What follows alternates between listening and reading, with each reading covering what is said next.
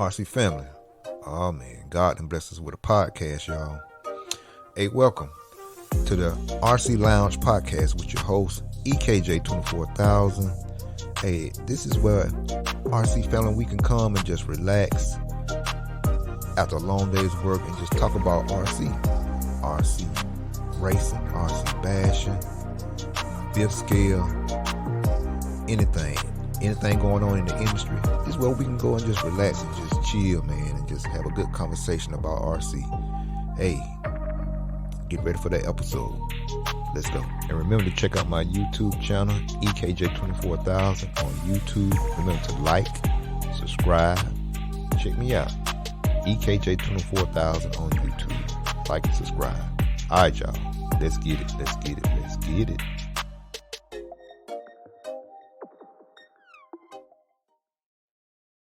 Of the RC Lounge, man, I got my left hand man, my wing man in here tonight, Jeff Keeton. Like I said, we're just gonna have a good conversation about Roar, silly season. Talk about a little about Jeff's best friend Max Mort, and we gonna just we just have a good time. Like I said, this is RC Lounge. We just laid back, enjoying each other and what we doing in this RC game. And hey, let's have a good podcast. All right, let me bring Jeff on up in here. Okay, Jeff. What's up, buddy? How are you? Oh, good, man. How you been? Man, I am fan-freaking-tastic. Life is good. I couldn't complain. Oh, that's what's up, bro. Hey, Jeff, I know you. You know, I know you from seeing you at some of the races and stuff. But like I said, my RC family, man, we just a conglomerate of racers, bashers, fifth scalers, RC boat racers, planes, a little bit of everything in here, man. And so just introduce yourself to the people. Well, my name is Jeff. I currently reside in the Potato Land, Boise, Idaho. Okay. Came out here from Florida. Been RCing for 4 decades now. Yeah. You know, I started when I was super young. 47 now, I think. 46 now. So okay. I mean, I've been around a long time. I've been doing a lot of stuff. Was real big into model boat racing for many years, and yeah, always had a passion for off-road, and got really big into 8-scale off-road, and now I've been doing a lot of carpet racing. So kind of all over the place, but as long as I'm RCing, I'm having fun. That's cool. all that matters. Yeah, that's how it go, man. As long as we're having fun doing what we like to do, man. And yeah, I've been fortunate to travel the world and see some great things and meet a lot of cool people and piss off a lot of people. So it's all good. That go with the territory, you know what I'm saying? It does. Competition. It just brings everything. It brings it all out. Yeah. So Joe, how you get started in RC? How you got started in it? It was, I mean, again, I was 10 or so, and one of my neighbors got like kind of like some sort of like a Tamaya frog or something like that, and we were bashing with that out in the street, and then we took it over. I was big into BMX at the time, so we took it to the BMX track and started jumping all the jumps with it, and then I ended up getting one, and then we learned about the RC scene that was kind of in our local area right there, and just kind of took off from there. So, ooh, yeah, kind of stumbled into it a little bit, but once it, like anything, once I got hooked into it, it was all over. I mean, it was all over. It was. I totally understand that, man. So Jeff, you had your own podcast at one time. The Loop is Live, right? Yeah, me and Bobby Moore did that for many years, and Yeah, it was a good time. It was related to a lot of the TMZ of RC, right? Like yeah, that was our thing. We were into, not so much, we were into the backstories and the gossip, and you know the who's pissed off at who and who hates who, and right. we were more into that side of the things than we were promoting races or stuff like that. But it was more the gossip side of things. But yeah, it was a lot of fun while we did it. That's it. I mean, we need that. We need the whole variety, man. Just so I do. I it agree with gives that. it. I think Yeah, I think the industry as a whole, like it needs all aspects. It needs villains. It needs heroes. It needs people to be mad at. It needs people to be reasonable with. It needs RC needs a lot of that, and it's going into a lot of the politically correct kind of way right now. yeah, And the whole this no drama thing that's going on, which I disagree with. I think drama brings excitement, and drama makes for interesting weekends. Like if right. if every weekend had no drama, it'd be boring. Be Like, let's boring. be honest. Exactly. Yeah, like I said, we need that. We need to be able to show, our personalities. But That's right. and like I said, that's what draws the crowd, what I'm saying, to the extent. Right. It's all about being respectful, what I'm saying, and all us, you know, are grown men and women here in the RC game. So it's about Right. respect, but still we need that. We need, just like football got his rivalries, you know, just like basketball, they had their rivalries and beefs in the in the, in That's the, right. in the athletic game. So um And like anything, we can all take things too far too. Like I certainly there was a couple times with the podcast with Bobby and I that we took things a little too far. Like we pushed the edge, and we crossed that line a couple times. And you know s- you learn from some of those mistakes, and you apologize, and sometimes people forgive you, sometimes they don't. But uh, it is what it is. You got to you learn. But when you have a podcast like that, it's all about clicks, and it's all about pushing the line and how far you can go before you go too far. And for yeah. the most part, we walked the line pretty well, but there was a few times where we kind of crossed that line a little too far. but but it's fun while it lasted. Yes, sir. So, well, what made y'all stop doing it? Which, So Bobby he was more, he was getting really big into race time at the time. yeah, And when it got to the point where Bobby's affiliation with race time, and it was Bobby's podcast, like it was his show. I was just the mouthpiece. right, But when it got to the point where it was affecting, because people would get mad or something at something we said on the podcast. So then what do they do to retaliate? They can't come to us because we don't give a shit. Like, I don't care if you like me or not. right, It's not gonna, I'm not losing sleep over it. But the next thing is, like, people would go to like my sponsors at the time, and they would try and get you booted off teams or try and do whatever they wanted to do. Well, in Bobby's case, he was so tight with race time that people started going to Dave like him and boycotting race yeah, time races wow, yeah, because of things that were said on the podcast. So once that happens and it starts affecting Dave's pocketbook, mm-hmm, then Dave has to give an ultimatum to Bobby and say, "Hey, I have no problems with you doing the podcast, but you're affecting my races. So if you're going to continue doing the podcast, I'm gonna oh have to yeah, find somebody else to build my tracks." yeah, And of course, Bobby ain't gonna put up with that. So that was kind of that's kind of what drove the podcast to go away, was that side of things. I got you, I got you. So yeah, so after that, man, you did your show, and y'all, kind of cut back a little bit on it, but then you got called up to the No Name RC podcast. Yeah, there's for a couple times I'd make some appearances there, and I know, do some RC rants with those guys. And it's fun. Me, JQ, and I used, back in that was in the good old days. See, right Right. now, Keenan went very, it's kind of like you see this a lot in our industry, right? So it happened with Neo Buggy too. I don't know if people are familiar with the old Neo Buggy site, Yeah. where he was very much in the TMZ side of things too, where So. he would post the truth. Like if a pro driver did something stupid, he would post it, right? Hmm. Well, once you start getting sponsors, then the sponsors start dictating your content.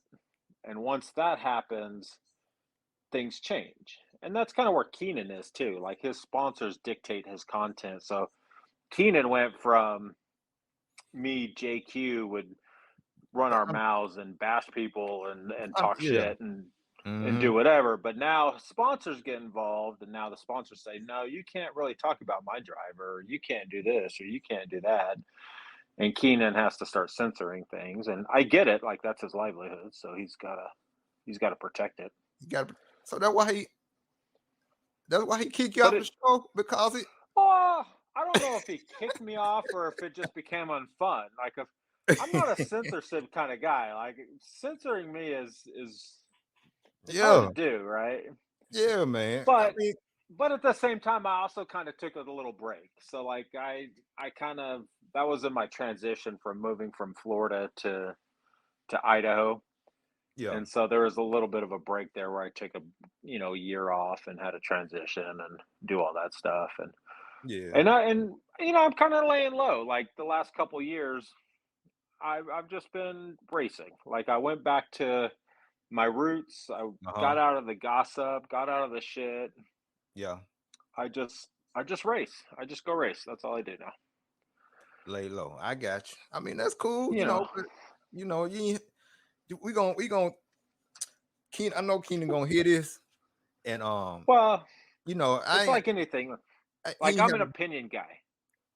right. I'm in the business of opinions. I don't. A lot of one thing that differs me from a lot of people is I don't pretend to know anything or know everything, but I have opinions and I'm going Right. to give my opinion, right, wrong, or indifferent. Like that's my opinion. That's just what I personally believe. That doesn't mean that's what my sponsors believe or that's what people around me. And most people disagree with me, which is great. I love it when people disagree with me because it just it adds conversation. Like that's what it's Conversation. all about, right? Right. That's right. So That's right. if everybody agreed with me, then I'm doing something wrong. Like I shouldn't be because I But can't be yeah. that smart. But yeah, man. Like I said, we gonna talk to Keenan, man. We gonna since his sponsors them, got the choke hold on him a little bit. Oh yeah, At I like Keenan. Although I pissed Keenan off, I know I did. I pissed Keenan off pretty good because of some comments I made about his worlds when they were doing the worlds telecast and stuff, and yeah. I made some RCGP comments that I know really pissed Keenan off. And ever since then, me and Keenan kind of like Keenan. We've always been boys. Like I love Keenan. I would I would jump off a cliff for that guy, but I kind of pissed him off over some of those comments that I made, Yeah. and I don't think he's forgiven me for those yet. So Yeah, he all right, man. He all right. Did Keenan, since y'all were tight, man, Keenan did he do a one-on-one interview with you? Since we've done a few, but not since not okay, since the world. No, right. not in a long I time. got you. I got yeah, He because I was keeps talking about bringing me back on, but he's scared too. oh my god. All the trash he be talking. Well, Now he knows I'll make Max look stupid. And Max is that's his co-host, man. I can't make his co-host look stupid, so we gonna talk about Max in a few minutes. Yeah, Max is my partner, man. Max supposed to come on here. I think I may do an interview with Max. I think we got a plan for after the holidays and stuff. So he gonna have a time to rebuttal. I You know what I'm saying? I So like I like Max and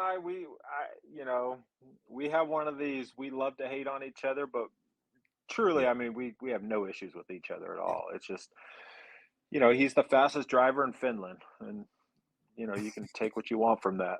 Yeah. I told him he need to Like, come on over here and race. He said he might come for DNC. For y'all don't know, we talking about he'll get his ass handed to him if he does. He won't come. we talking about Max Mort, JQ's Yeah, little protege his that be on mouthpiece. that be on the No Name RC podcast with Keenan and him and Jeff. They go back and forth all the time. So but yeah, tonight, y'all, we just gonna these are our opinions. Ain't none of this definitely etched in stone or true to right yet. We gonna see how all this stuff play out. But we just gonna get some opinions on what's going on in the industry on Roar. We're gonna talk about some sponsorship stuff. We're gonna talk about some sealer season stuff. So, like I said, this show is an uncut show. Just be yourself, but respectful. And we're just gonna just keep it real, have a good conversation, and go from there. So yeah, Jill. Okay. Um, so just going into Roar, Roar, they just elected a new president from, the old president was Chuck Kleinhagen, Right. and he was kind of with that old guard that just really just maintained Roar, did nothing too extravagant. So now we got a new president. His name is Clayton Young, and he was the Roar competition director before he quit. Now he ran for president and won this past week for Roar president. So what all have you heard about him, and have you heard some of his interviews? I know he did one interview on the No Name, and then he did another interview on another podcast called Ran Out of Talent podcast. Hmm. So Yeah, I don't know Clayton. I don't know him personally. I mean, I know who he is, and I know he's bigger, more so on the on-road side of things than he is on the off-road side. But I've never met him. I don't know him. I mean, yep, I've listened to his conversations on the podcast. I've read some posts that he's um, put out there and comments that he's made, and so I mean, I understand kind of yeah, his agenda and like what his goal is, I guess, which is to make improve Roar, right? Like right, Roar. So first off, just to clear, I am probably one of the biggest supporters of Roar. okay, So I believe in the organization. I believe in what it stands for. I My favorite races are the Roar races, the Roar Nationals. uh-huh, Um, and again, not even so much for the prestige of the race or it's about what Roar brings to the table. I mean, it right, is the most important race outside of the worlds that we have every single year, which brings the drama. I mean, right, it's the one race that tech is probably the bigger talking point than the racing itself. exactly. Every And I year. love that. Mm-hmm. Yeah, I mean, you can't go to a Roar race where the talking point was, man, that was an awesome race put on by these two drivers, or that was a great event, or it's all about tech. And because people struggle with tech, like Roar and to be honest, Roar struggles with tech. Like Right. it's a two-way street. It's not just a racer thing. It's both sides. So So yeah, I believe in it. I yeah. love the organization. I've been involved in the organization over the years. Mm-hmm. Um, I understand what it's for, but I think I think right now in today's world, I think the direction in which everybody perceives Roar should be or what it is, I just think there's a big disconnect there on what Roar what's the purpose of Roar. So like if I asked you, I said, what's the purpose of Roar? What do you think is the fundamental, why do we even have this organization? What's the point in it? What I would would you think respond to that? I would say really to really promote RC racing or RC racing in general. Really to just get it out there for the masses to see, to work with different um manufacturers, work with different any different entities that could be a benefit to RC racing. You know what I'm saying? Right. Um, So I agree with that. yeah. I think the purpose of Roar and Mm-hmm. the fundamental, if you go all the way back to the 80s, the purpose of Roar is to give RC racing guidelines. It is to promote tracks and Yeah. races and promote organized racing, not to put on races, not to promote its own races. Its its fundamental guideline is to a make rules and guidelines, Right. get other tracks to follow their rules and guidelines, promote other tracks, promote the amateur racing scene, Mm-hmm. and promote the hobby in general. Okay. Okay. Now, over the years, they've done a piss poor job of all of that. All that. You right. I mean, we're still going off of guidelines from the late 80s, 90s. Aside from the brushless stuff, once the brushless came in, that was the first real big update of a rule book or Right. anything like that. So, I mean, they've done a really lousy job in keeping their fundamental things.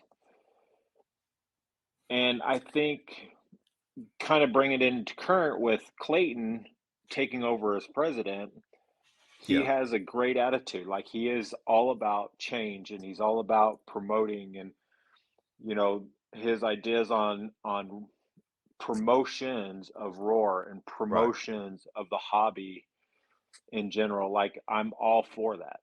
Right. Because he talked about he was saying that he's really a type of guy that's want to get stuff done, stuff saying Right. implemented, get stuff established, and get just like for instance with the situation with the fuel tanks and the and the and and the truggy bruggy bodies and stuff like this. He just want to Right. get stuff just to get stuff, the rules and stuff, point blank plain, so everybody know what Yeah. to expect. You know what I'm saying? So Ta he type that, yeah, non cleaning up the rule book right, and getting out old shit and right, making it more current and right, more relative to today's racing. right, And I 100% agree with all that. That should have been done years ago. years ago. What what I what scares me about Clayton is he's a no bullshit guy. Like he thinks that, hey, this needs to change. We're Mm-hmm. going to change it. Right, And it's not that simple. Like Roar is still a club. It's an old school club, right, old school people. And I get where he's all about, hey, I'm going to give you a chance. If you don't do your job, I'm going to boot you, right? yeah, And it's not that simple. Roar has very strict guidelines and executive committees and voting power, and one guy can't just go in and dictate and do whatever he wants to do. correct. And it takes a village. It takes a lot of people, and it's all volunteer work. And it's frustrating. It's if anybody has ever been involved in any type of club, RC club, Uh-huh. it is hard to maintain a well-run RC club. It is really hard because it's hard to get stuff done. Everything has to be voted on. Everything has to be agreed on. It's a majority rules. It's cliquish. There's a Right. lot of cliquish involved in it. Mm-hmm. And and the one thing that probably scares me about Clayton is he's already quit once because he wasn't getting his way. Because he didn't The voting power says we agree with you, Clayton. We think that these things do need to be changed, Strange. but we're going to do it on our terms. We're not doing it on your terms. So And why? he got frustrated and he Right. quit, right? Yeah. So that situation doesn't change because he's president. And so So those now he's just running the meetings now right. instead of being a part of the Want the meetings. meeting. Mm-hmm. But the voting power is still the same. It's still a vote. Right. And his agendas may not pass. And the things. So what happens in those situations? Is he going to quit again? Is he going to is he going to grind it out and maybe change, not be so direct and Correct. so, you know, his military background, very in your face, very upfront. Hey, we're going to do this. That turns a lot of people off. Yeah.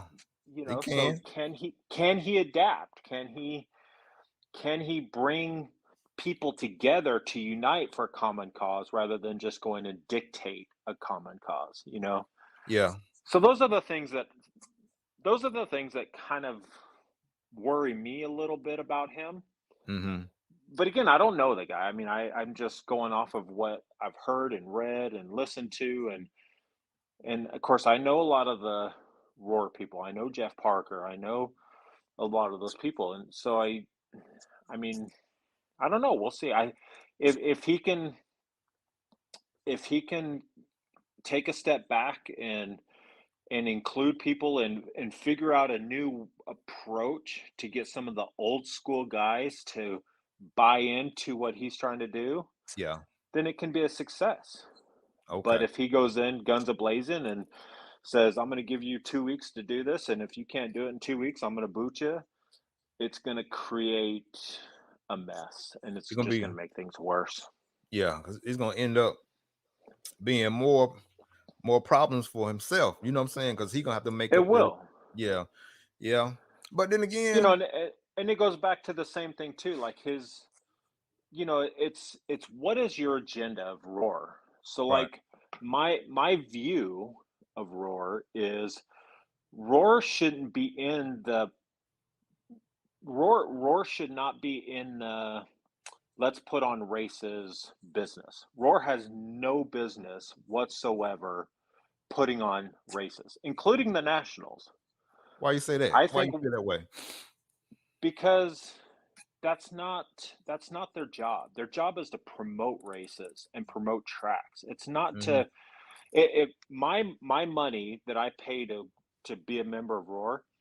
I would rather my dollars be spent on advertisements or something promotional value to promote the hobby or promote tracks or promote businesses within the hobby Yeah, rather than my dollars being spent to send 6 guys or 7 guys on a vacation for a week to go to Florida to go sit around at a tech table at nationals.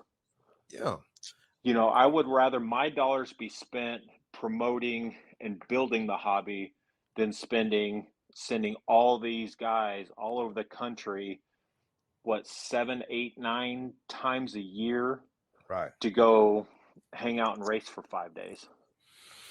Like it's expensive. Traveling is expensive, and when you have 5 people of the race management team, four or Uh-huh. 5 people, going from all over the country to a common place. I mean, it's a lot of money, and those Right. guys don't stay in Motel Sixes. They're Exactly. they're not they're not eating McDonald's. They're at Outback, Right. and they're staying at Longhorn. the Marriott. Highlight, living the high life. Yeah. you know, Yeah. Yes, sir. and I'm not. That's not faulting them because I would Mm-hmm. be doing the same thing. I'm like, hey, you're gonna send me to California for a week. I'm staying at the Marriott. I'm gonna go to Outback. I'm gonna go to some nice restaurants. Right. Like I'm taking advantage. Advantage of that situation. Yeah, man. But So that $1,000, $2,000 per person, I would rather that money go somewhere else. so do you think Roy ought to have some kind of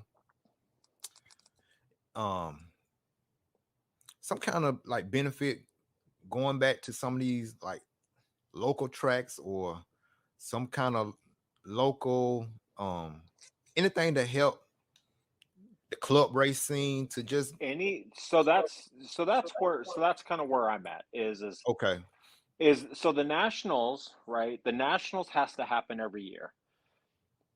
yeah, Roar's responsibility is to send one representative from Roar, whether it be the president, vice president, uh, race chairman, or competition chairman, or some one representative to the race to help oversee the nationals.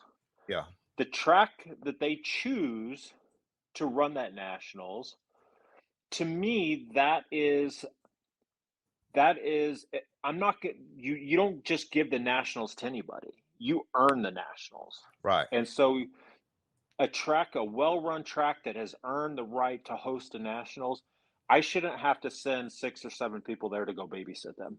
They mm-hmm, should be able to run that race flawlessly on their own, and then I just have a Roar representative there to in case there's a question that comes up that is beyond the track's expertise when it comes to rules or something involved with Roar, right? right, And therefore, let the track, because that's the biggest thing right now is no tracks bid on the nationals because nobody makes any money. Well, again, Roar is a nonprofit organization. right, Roar no, should not be taking money to host the nationals. That money should go to the track. mm-hmm, Roar can take a small piece of it because, again, they should be in charge of some of that promotion. They should be in charge of some of that. So they got to take some of that entry fee to help promote that race. I'm all for it. But the money should go to the track that's hosting the race. right. All of it. It should, yeah. I mean, You because like I know, said, they Roar has no business being involved in that. It's not their job to run a race. It's their job to make sure that the rules at that race are in place. in place, implemented, and My job as a Roar official is I'm going to spend all year long. We're going to make these rules and we're going to promote these rules and we're going to push these rules. And then we're going to have this national level event. And you're hosting this race and you're going to follow our guidelines and our rules. right. That's it. That's the point of Roar. So, To me, and again, that's just how I view it. I don't, it's not about, that's why regionals and the regional races all died because you uh huh, can't, Roar cannot compete against a Dave Lycum and Race Time Entertainment. right, They're not going to compete. So if you're going to try and make me compete and you're going to say, like one of Clayton's things that I've heard him say multiple times now is that he wants to make the Roar Nationals a series. Well, the problem with that is if you have a series series, now, mm-hmm, that's 3 or 4 races, however long he wants to make this series. So now, me as a racer who wants to go compete at the national level and compete for a Roar national title, right, I have to commit my travel budget to 3 or 4 races now to go compete for the same title. mm-hmm, Well, now that's going to take away from somebody else's races that I love going to, that I'm already established going to. right. And Roar should not make me choose. I That's shouldn't true, have to choose to do that. I should be able right, to say the Roar Nationals is on my agenda, not 3 Roar National races. But that allows me to go do a race time race, and that allows me to go do a whatever race. You know, right. Because I, those races I could be like a qualify to qualify to go to Roar. Like you do yeah, a race time race, this gonna qualify you. You know, you in the top 10 at this race, this will qualify you to the top 15 at the Roar race or something like that or something. you You know, know, again, so this whole qualifying thing too, that drives me nuts. That just drives me insane. Again, it kills the nationals mm-hmm, because people. That's why the regionals. So it used to be back in the early '90s, late even all the way up into the late '90s, mid '90s. right, You used to have to qualify to go to the nationals. And to qualify to go to nationals, you had to go to a Aurora regional race. So your Okay. region would have Right. a race. You'd go there. They would take the top 30 from your region. They qualify to go to the nationals, and you get all the best regional drivers to attend one race, and then that's your nationals. And that was great when that happened. When there wasn't so many races to choose from. So Okay. again, that's going back in the 80s and 90s when you didn't have a 300 or 400 entry count race every single weekend within a 200-mile radius of you, right? Right. And that's when Roar. That's a good example how times change, and that's where Roar That's should right. step in and redo the format since we got these bigger races and see how we can, make Yeah, qualifying for the nationals, easier. quali so the Mhm. problem so here's the reason why all that died though, because the qualifying to go to a nationals, it killed the nationals. Okay. Because the people, if you had, say it's a 300 entry count race, right? Right. And you had 30 qualifying individuals from each region, and there's 10 or 12 regions, whatever it is. Well, out of that 30, there's only going to be 10 that actually travel. Mm-hmm. There's probably 10 that would actually be willing to go to the Roar Nationals. So the entry count at the Roar Nationals got super low. Okay. And it was because you had to qualify. And if you didn't qualify, then you had to submit a resume and go through a bunch more hoops. And people, we're lazy. We're not going to go through all that. It's not that important to us. I want to be able to sign up and show up and race. I Okay. don't want to have to do all these extra steps. And I shouldn't have to do all these extra steps. Here's the entry. This is what time the entry is open. If you make it, great. Mm-hmm. Now, now what I do agree with is taking last year's top 30, say, Yeah. and they automatically qualify. So like if it's a 300 entry count race, those guys automatically get it no matter what, Okay. I see that. you know. I see that. So But wouldn't that's it the benefit of doing good. But but wouldn't the process of you having to qualify, wouldn't that like kind of weed well, I out think it would be all cool. the I all the all the when that all weed out the some of all the the drive sportsman guys. pretty The, pretty much the people that don't make it. You know what I'm saying? Yes, it would allow for the racing itself at the nationals Yeah. to be a little better in those lower mains. So your D's and E mains, the racing level there would Right. be just as good as those B mains, and then your A mains, of course, is always going to be your elites, Uh-huh. that type of thing. But so yeah, I mean the level of competition would be better. I 100% agree on the qualifying system, but it it doesn't. I mean, it just doesn't work because people are too flaky. To be honest, it's people are not very committal anymore. That's even look at pre-registrations. Yeah. So back a long time ago, you used to have to pre-register to go to races. Right. All of that went away because nobody's willing to commit anymore. I may go to this race. I might not go to that race. I haven't decided yet. It's going to be a day of. We'll see what happens the week before. Let's Mm-hmm. watch the weather.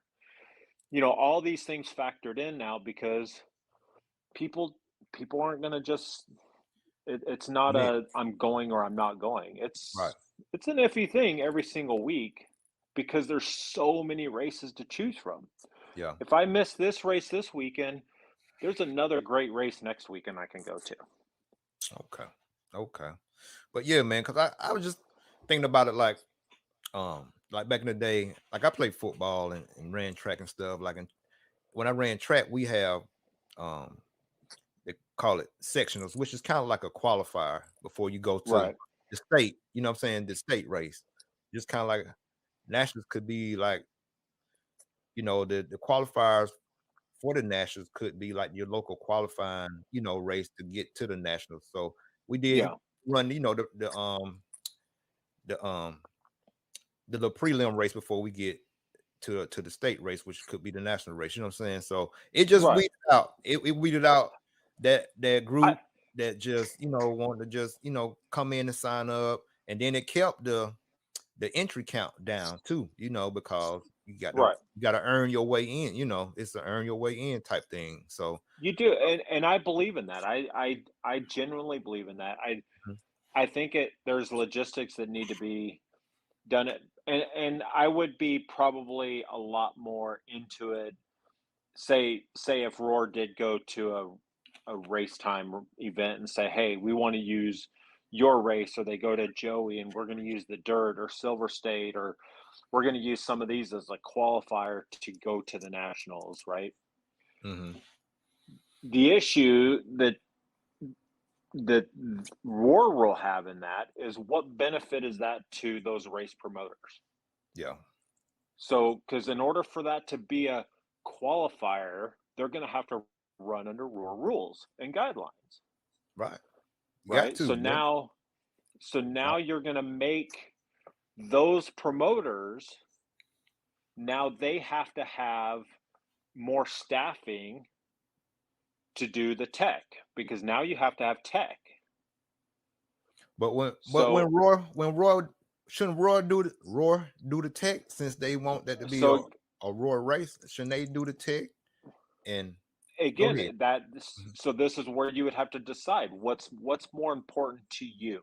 Okay. Is it more important to you to have your membership dollars send Roar Tech officials all over the country every year to go to all these races and go run tech? Or is it more beneficial to you to have your membership dollars find a new way to introduce people to the hobby? Like, See, where, because the dollars only go so far, so you got to right, choose where you're going to go. Are you going to go with promotions, or are you going to go with sending people on vacation? right.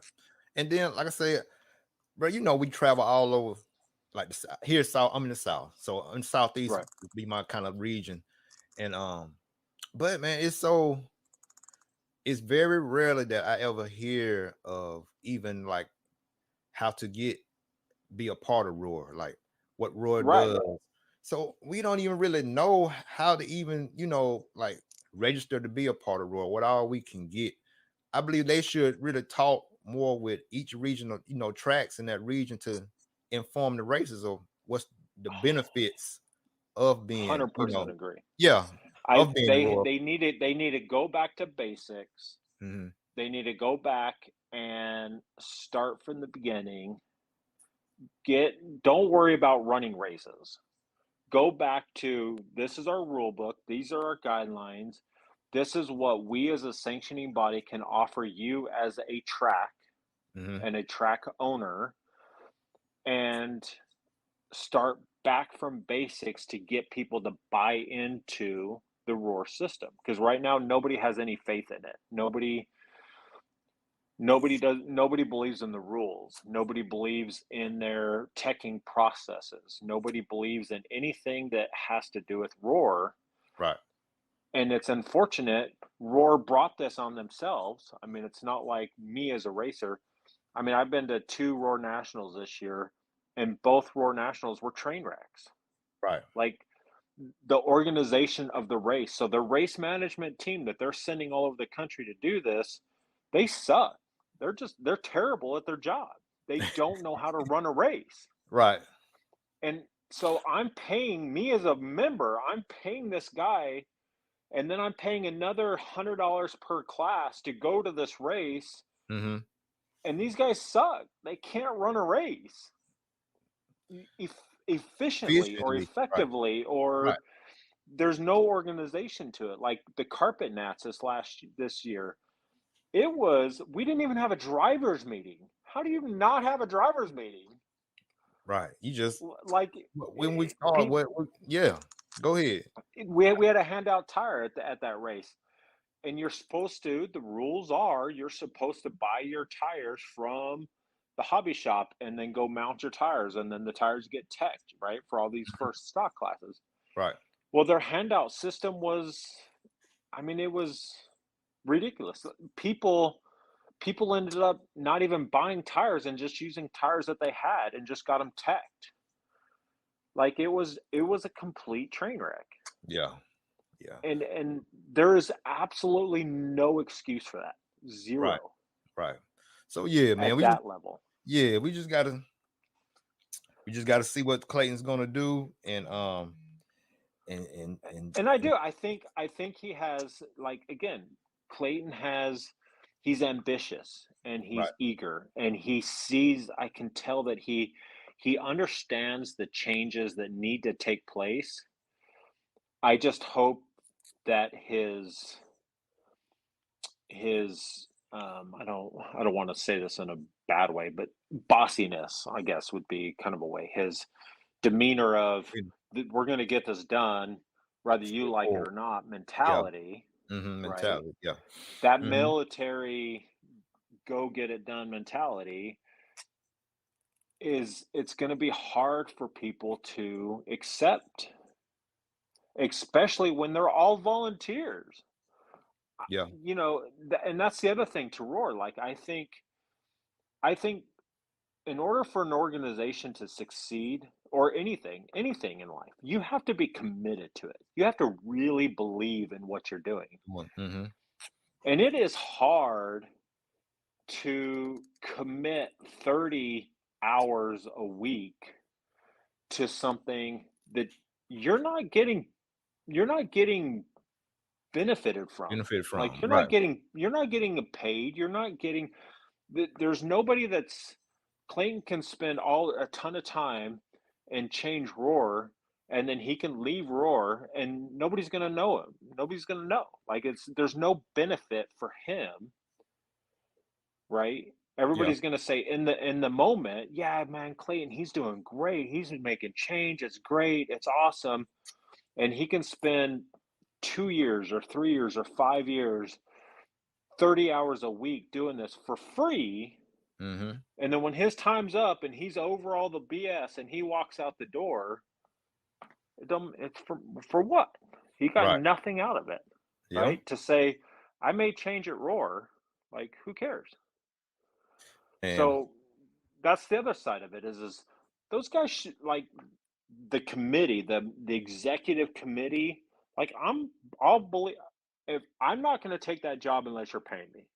I'm sorry, my time's too valuable. And yeah. that's the reason why I'm not involved in Roar right now, because I don't have the time to throw away like that. Were you involved with Roy at one time? I was a regional director at one time. I was Okay. involved in the competition side of things. Like, my mom back in the '80s, she was vice president of Roar for a little bit. Like, Okay. I mean, I've been around it a long time, Yeah. and again, so growing up as a kid racing, my parents, my mom got involved in Roar. That was the way how she kind of made herself, you know, involved in the hobby. My dad freaking opened up a hobby shop. That was his way of, being Oh. involved in the hmm hobby. And it was all for me, right? Like, I'm a Yeah. spoiled brat. I'll admit that. But that's how people get involved in the moment, is because my kid's doing it or because it's fun. But man, I'm telling you, doing stuff for free that much, it's Get hard. old. And Yeah. Clayton's, I mean, he's already been there and he already quit once because he Got he frustrated. wasn't getting anywhere. He was Right. frustrated. Yeah. But yeah, And man. and I hope that doesn't happen again. I do. Yeah. I hope he sticks it out, and I hope that he can find a way to make change and get the values of what Roar is. Like, what is the value of Roar? What is the point of it? It's not Okay. to go run races. Yeah. It's to promote Promote. other Right. races, promote And then tracks, promote and the then hobby yeah, shops. and they should be helping with um like I say, promote hobby shop promotion period, man. Cause like I said, this sport is good enough to to be streamed more regularly and possibly get more eyes on it, maybe hit, like Barstool Sports or something like that, maybe a little bit of ESPN, something like that, if it's promoted right, and It is. seeing 100% on them, agree. yeah. But we ain't gonna stay on Roy. But hey, if anybody got any questions about anything, y'all put y'all questions in the chat, and I'll pop them up here. But moving on from that, man. Like I said, you said your dad had the hobby shop, and do you think sponsorship format like it is? Do you think it's hurting the hobby shops and also affecting why some of these tracks are closing down, Jeff? I don't think the sponsorships have an effect on the tracks themselves, but it definitely killed the hobby shops. So, Okay. well, I guess it depends on the side. So the hobby shop that has the track, for sure, Mm-hmm. the sponsorships are killing them. The club tracks, it doesn't have any effect on. The privateer tracks where it's just a track with maybe like a little pro shop, kind of like what we have here in my area. Okay. We have this beautiful carpet track. It's a really nice facility, Yeah. and we have a little tiny pro shop inside that just carries enough parts for some of our local racers if they break, an A-arm, or it's just the bare minimum Bare just minimum. to keep racers going. That's Yeah. all it is. We're not the pro shop, if you will, isn't there to drive or make money. It's there to keep people racing. Yes. The track is the track. We just want the track to support itself. So it's not a club track; it's a for-profit track, but it's big enough to where it'll support itself. But the I got you. sponsorships themselves, Yeah. um, yeah, I mean, Well, okay. It's not changing. It's not going to go anywhere. I think the only thing that's changing on the sponsorship side of things Okay. is more on the pro level side. So like the manufacturers are getting away from paying drivers. I mean, they just are. They're going back to, Uh-huh. we'll give you product, we'll get you to races, we'll pay you a contingency, but we're not paying you. We're not giving you a paycheck. I think that side of things is definitely going away. The 50 off and the little um, the bonus programs of these what we call guaranteed customer kind of type of things. That's all. That's the industry. That's where we're at, and that's not going to change. That's not going anywhere. So what do you really dislike about the sponsorship of today? I my problem What really my gets on? problem with it Yeah. is the people, is the racers. So I'm a very loyal person by Okay. nature. Like I've bounced around. I've had all kinds of sponsors. I've changed chassis a bunch of times. Um, I mean, I've been with J Concept since the day Jason opened up his doors. So I mean, that's my most loyal Oh, yeah. person. I would die for Jason and Allison, and Right. I mean, I would go. There's nothing I wouldn't do for those people because they've done a lot for me over the years. Okay. But like chassis, to me, again, it's the industry we're in, it's the society we're in, non-committal. Mm-hmm. My thing with the sponsorships is what I have a hard time dealing with is a guy that will take a sponsorship, not because he earned it or because he deserves it, but because he says, hey, XYZ company, will you sponsor me? And XYZ company says, sure, send me a resume. And he types up a little thing that says, I went to 2 races or 10 races, or I'm the club race king, and I win every weekend at my local club track or Yeah. whatever. And XYZ company says, okay, yeah, you're good. Here's your 50% discount code. Every time you order from, our online store, just put this code in, you get your discount, blah, blah, blah. Right. 100%, I'm okay with all of that. My problem, my personal problem is when that guy then gets this sponsorship and he's getting it more so because he wants to fit in with the Mhm. industry. Like I the more hashtags you got, the faster you are, right? That's what it is. If I can say I'm sponsored by 20 people, I must be faster than you because look at all the sponsors I have and you only have one. Like that's how we determine how good we are nowadays. Right. So my biggest problem is that that guy that gets this sponsor and then turns around to go get another sponsor who's kind of relatively in the same market as the one that he just got. Okay. So if you take a just kind of relate it. So if we take like say J Concepts, right? Right. So if I'm a J Concepts driver Mhm. and J Concepts main thing is what bodies and tires and accessories for your car. Okay. But then I go to One Up and I say I want to be sponsored by One Up as well. Well, One Up and J Concepts compete on the Competes. accessory side. Right.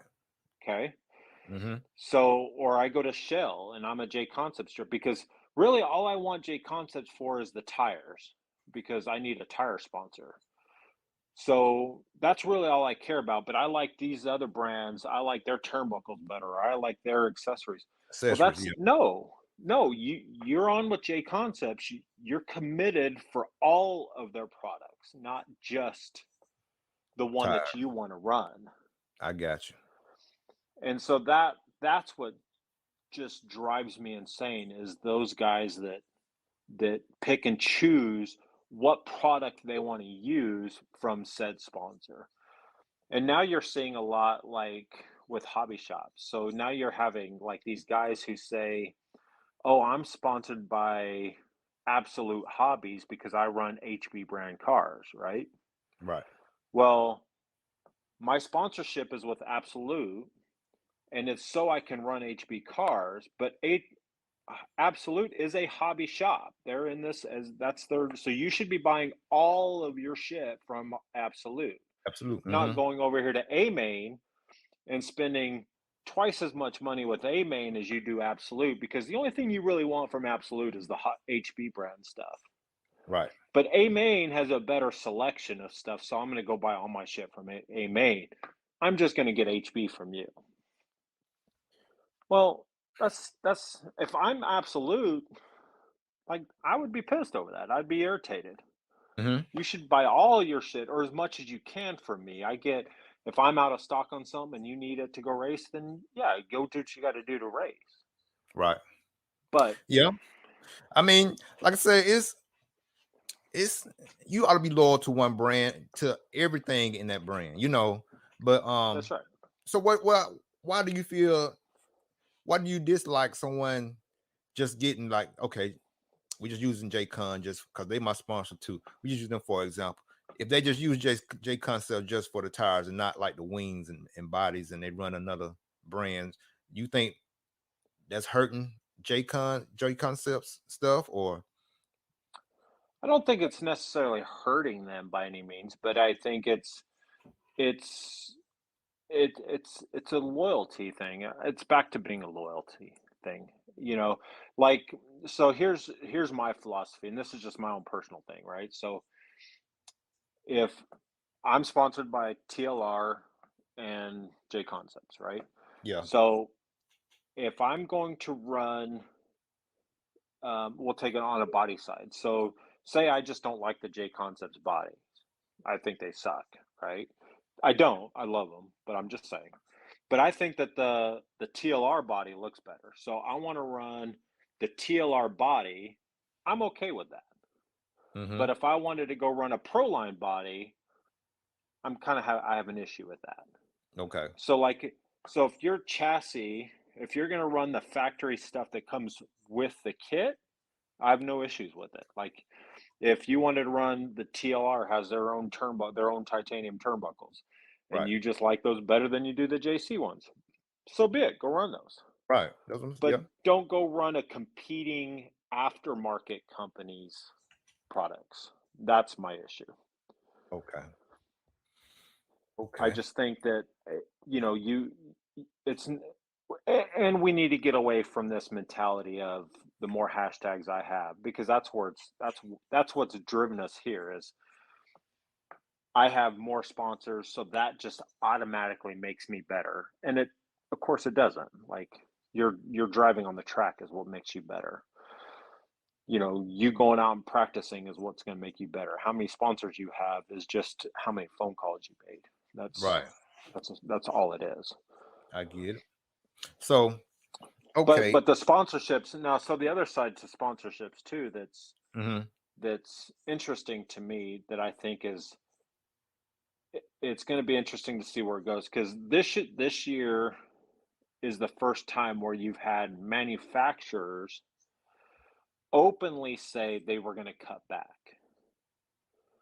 So I listened to Thomas Tran, the TLR um, team manager. He openly said we're looking at cutting back our overall sponsorships this year. Right. I Okay. remember that. So I'm going to be really interested to see if that happens, because again, like we're in this funky area now where racers are coming and going. Like they're racing for they've been racing for however many years, 2 years, Hmm. 10 years, 15 years, whatever, and they're kind of grandfathered in on some of these sponsorships. Right. Well, at some point those sponsorships should go away, and when that racer comes back, he's got to start all over and start back to, hey, I'm going to go club race, I'm going to go regional race. Now I'm getting back into the swing of things. Now I should go back and start looking for sponsors if I'm going to continue. But if it's kind of a one-off thing, do you really need a sponsor to go club race once a month? Do you really need a sponsor to go to one regional race every Once. quarter? Yeah. You know, It makes sense. no, you don't. You don't. Hmm. If you're racing every I see what you're weekend saying. Right. I see what you're and saying. you're traveling and you're doing all, then I'm go get sponsors, go get help to keep you going to the track, to keep you invested in the hobby. Right. 100% for it. But if you're doing it just because you want to be cool and you're still only going to race once a month, go do something else. Like you don't need a sponsor. So Go to you the saying track. Go to you know. so you saying if somebody just is coming in and and a company wants to maybe they're not that good and they just do other things No, other than race. you don't. You don't need a sponsor. You need to go to the track and just have a good time. That's your involvement. That's your commitment. Don't worry about sponsorships, because I guarantee you, if you're any type of Hmm. a friendly guy Hmm. and you go to the track, even if you went to the track once a month and you made a couple friends and you go hang out at the track or whatever, and you need a part, I can guarantee you there's somebody at the track that's going to give you that part or help you get that part. Or if you wanted to go buy a new kit tomorrow and hey, my buddy's buddy is sponsored by XYZ company, I'm pretty sure if you went and asked that dude, hey, is there anything you can do to help me get this, get this? I guarantee you there's ways to save the $10 or $20 that you're saving if you're a Uh, sponsored driver by just talking to other racers and working together, rather than just going out and trying to get a sponsor just to say you're sponsored. so That's you saying Jeff, you the driver. I'm your pit man, and that's right. we've been killing it together. But I Man, only I'm race taking care of your ass.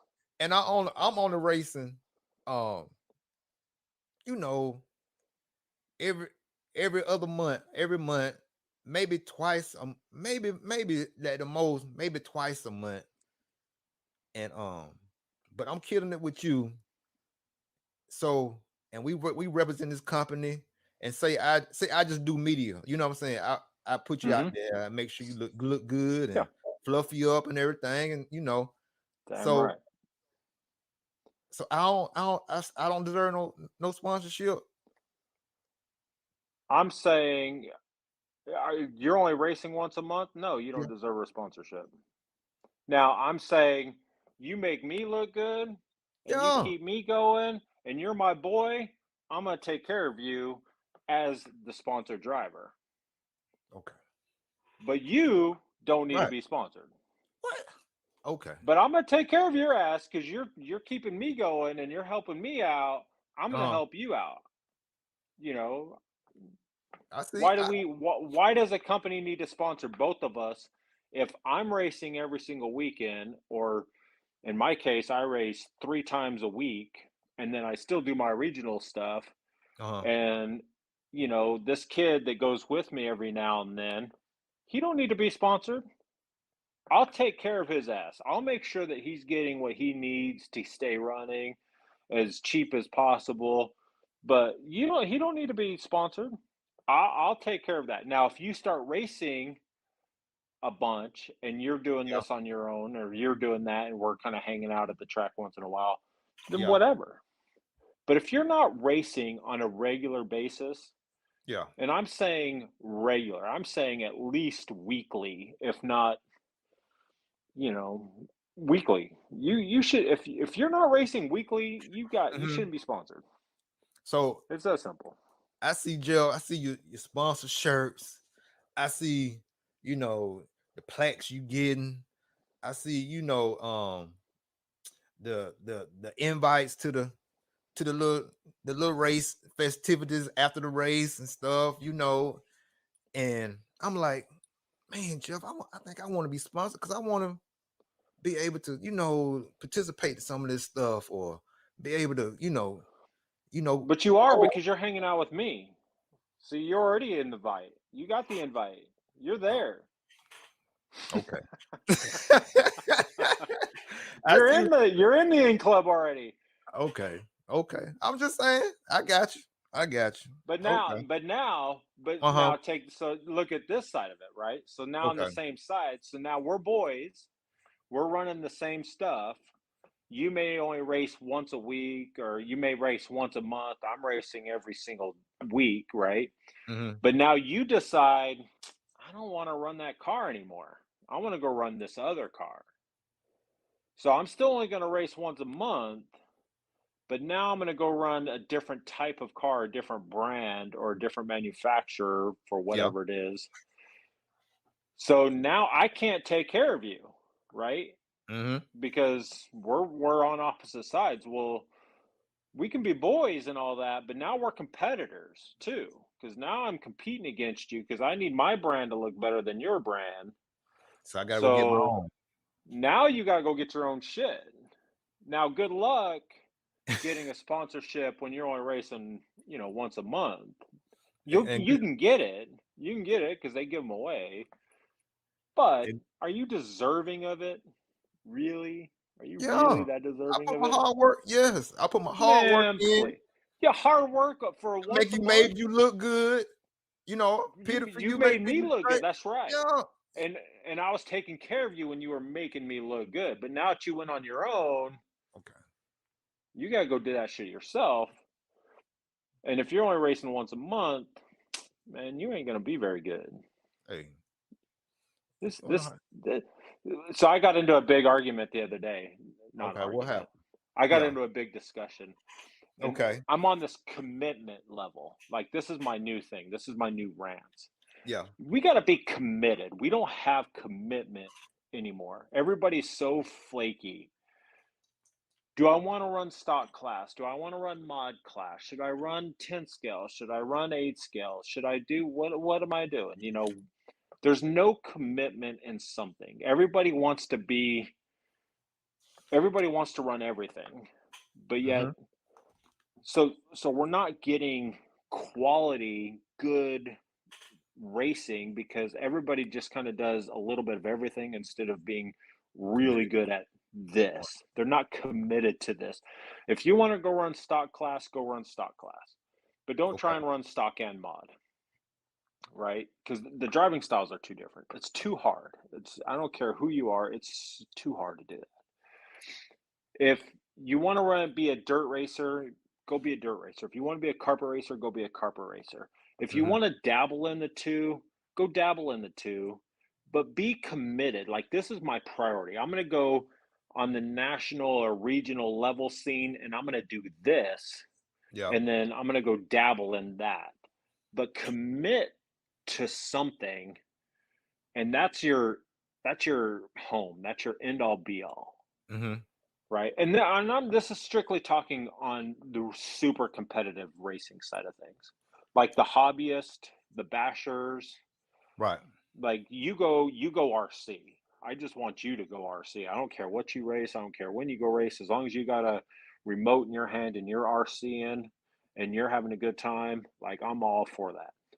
Right. I'm talking more those dedicated, the new upcoming kids that are super dedicated and they want to be good and they want to go compete against the best and they want to go kick Mayfield's ass one day.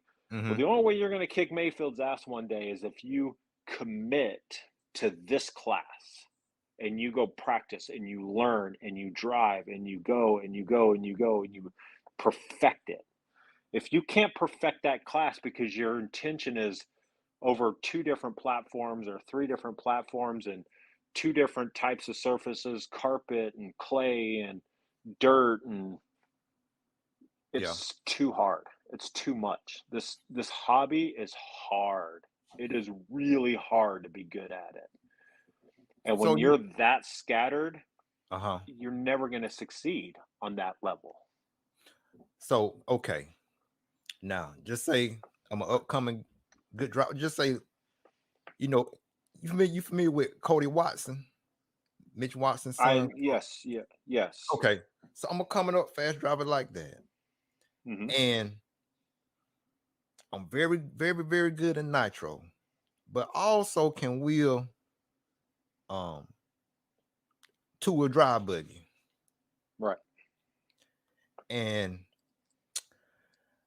why should I limit myself just to a scale buggy if I know I still can wheel a two-wheel drive buggy? Why would I limit Because myself? Go ahead. so it comes down to, Uh-huh. again, because this hobby is expensive in a lot of ways, it comes down to your financial abilities, right? So in his case, if he can afford, and his parents and everybody can afford for him to go compete against the best in 10 scale and an 8 scale, Schimmel is a perfect example of this, right? So Schimmel can go Okay. anywhere he wants in the country to go race. Yeah. He has the potential of being good at both, right? Right. If you take the horns, they're that's kind of this next tier that's coming up, right? The Right. horns are really good at 10 scale, not so much on 8 scale, and that surprises me because of their motocross background. Right. So if you take Cody in his case, I don't know what his ability is as far as, can he go to the 10 scale races and the 8 scale races and compete with the best on a regular basis, Mm-hmm. or does he have to pick and choose which events he can go to? Because if you have to pick and choose and you go to one 10 scale race and you go to one 8 scale race, and then you're going to go to maybe this 8 scale race Yeah. and then maybe this 10 scale race, or if you can go to four 8 scale races and compete against the best, Uh-huh. you're going to excel in 8 scale faster. But if you're going every other one, it's going to be harder to excel to and everything's in stages, right? So Right. we all go in stages. So, and again, I'm talking the best. I want racers to become the best. I want them to be the next Mayfield. I want them to be the next Tebow, the next Cab, the next Spencer, this level of driver. Mm-hmm. Those guys paid their dues. They came up in a 10 scale world and then went to 8 scale, and now they can do both. Okay. You have to start in a direction and master that, and then branch out, because now you have the skills, you have the setup ability, you have the understanding of the car function to be able to go to any race to change, make setup changes, and make your car work for you. Okay. But if you're newer, and I'm saying within a couple years, 2, 3, 4 years, and there's a lot to know on this. It And is. you can have help, and you can go ask for advice, but what people don't really get is you can get a setup sheet from the pro drivers, or you can get a setup sheet from your best friend. Right. That doesn't necessarily work for you. Now, you can put it on and your car can go out and feel good, but if you focused on your car and you made changes to your car to fit your driving style, What you like. Yeah. what you like, not what somebody else tells you to like, that's when things click. That's when things really start happening. So for you, And that's for you, when you saw yourself progressing in your racing, did you really just focus on like 1/8 scale buggy? How did I that did. how did that process came about when you really start seeing yourself really okay, starting this, picking up on So again, I started getting in better? 10 scale. Okay. I started in 10 scale, and then of course then I did my boat thing for a while, but then I went back to 10 scale, and then I got the nitro bug. And then when I got into nitro racing, Mm-hmm. 10 scale didn't matter to me anymore. I still liked racing 10 scale. And this is back when I lived in Arizona, and I had SRS, which was the premier 10 scale track in the freaking world. Like, that was their outdoor track that was just badass. It was everything. Yeah. It was, and I had no interest in 10 scale because I wanted to focus on 8 scale. That was when Drake was coming up, right? And Drake Yeah. was he was the nitro guy, that he was king. Richard Saxton was the man, right? Those were the guys that you wanted to Too. compete and win and beat, because that's everybody was in that realm. Yeah. They were all 10 scale guys. Yeah. Saxton raced both, but then once he focused on nitro, it was endless. Drake is the Oh. same way. Uh-huh. When was the last time you saw Drake run a 10 scale car? Like, never. Never. It's been yeah. It's been like Can Drake could Drake take a 10 scale car right now and go out and beat most people? I think probably could, you know. yeah. Yeah. But is he going to be as fast as his peer level right now? Hell no, he's going to be in the C main. I can see that. I can see that. So it's focus on where you want to go as a racer. Like, do you want to be do you want to be a well-rounded racer and race 10 scale and race 8 scale? And we're talking when you're newer, right? So if Yeah. you're a newer guy, you know, understand it's hard, and the progression is going to take you twice as long, I got you. because learning two different types of platforms, Yeah. even though people will say setup, you know, if you go to a long camber link on your 8 scale car, it's going to do the same thing on a 10 scale car, and it's not. It's the idea is the same, but the changes you make on a track level is different between the Mm-hmm. two. Like, it Okay. just is. Yeah. Okay, Learn your man. car. Yeah. Learn your car and perfect one thing, like my boy Dynasty said, and then you can move to something else that helps you your transition to be a little Yeah. better. And Like, I think right now, because I've been doing a lot of carpet, and so I mhm, haven't raced nitro. I raced nitro one time this year, and I didn't race it at all last year. Now, so I've been 100% all carpet, 10 scale carpet. That's been my thing for the last 2 years. And yeah, I feel like again, my skill set, which isn't very good. I'm a 40 plus guy through and through, man. I love me some 40 plus class, I right? understand. So I can compete against my 40 plus people, but if I go run mod, I'm a bottom A main guy, B main guy, right? Like, so my skill set and in my life right now is not nearly what I would like it to be, but it's good enough for within my peer thing, right? Right. But when I'm this next year, because I miss nitro and I miss dirt racing in general, Yeah. so this next year I'm going to be doing a ton of dirt races. I'm going back to nitro. Okay. So am I going to put my carpet cars away and not touch? No, I'm still going to go to the track, you know, on a practice night or on a Wednesday night and still Mm, do my carpet stuff. But my weekends, that's nitro. nitro. So I get it. I won't hit another carpet race next year. Yeah. Like I may go to the Roar Nats because it's in Florida and I want to go, but I'm not going to do 10 scale stuff next year. It's going to be all nitro and All all 8 nitro. scale. Yeah. I get it. Because I totally. even at me, I've been doing this for 40 years. I have to focus on one thing. I don't have the skill set and the ability to go race 8 scales this week and then Uh-huh. go to a big 10 scale race and race 10 scale next week. The driving styles are too far apart, Yeah. and I would struggle at both races instead of succeed at one of them. At one. I got you, man. That's what's up. Hey man, we're just gonna pivot from that, man, to man, let's get into some of this silly season stuff, man. Oh, snap. Good old Snilly Let's season. let's get into some of this silly season. And who came up with his name silly season? Why can this be draft season? Who gonna get drafted this year? Why Right? how we get silly season?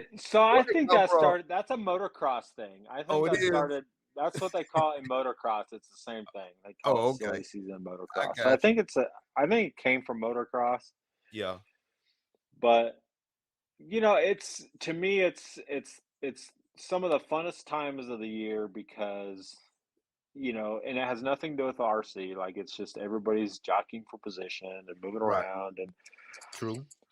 and I like it because it kind of tells you where people are in their race program a Hmm. lot. So like if you feel really comfortable with your race program and you're doing really well, most of the time you don't change. Like Yeah. you believe in your program, you think everything's going well. Let's just keep it rolling, right? Okay. But if you had a really bad season,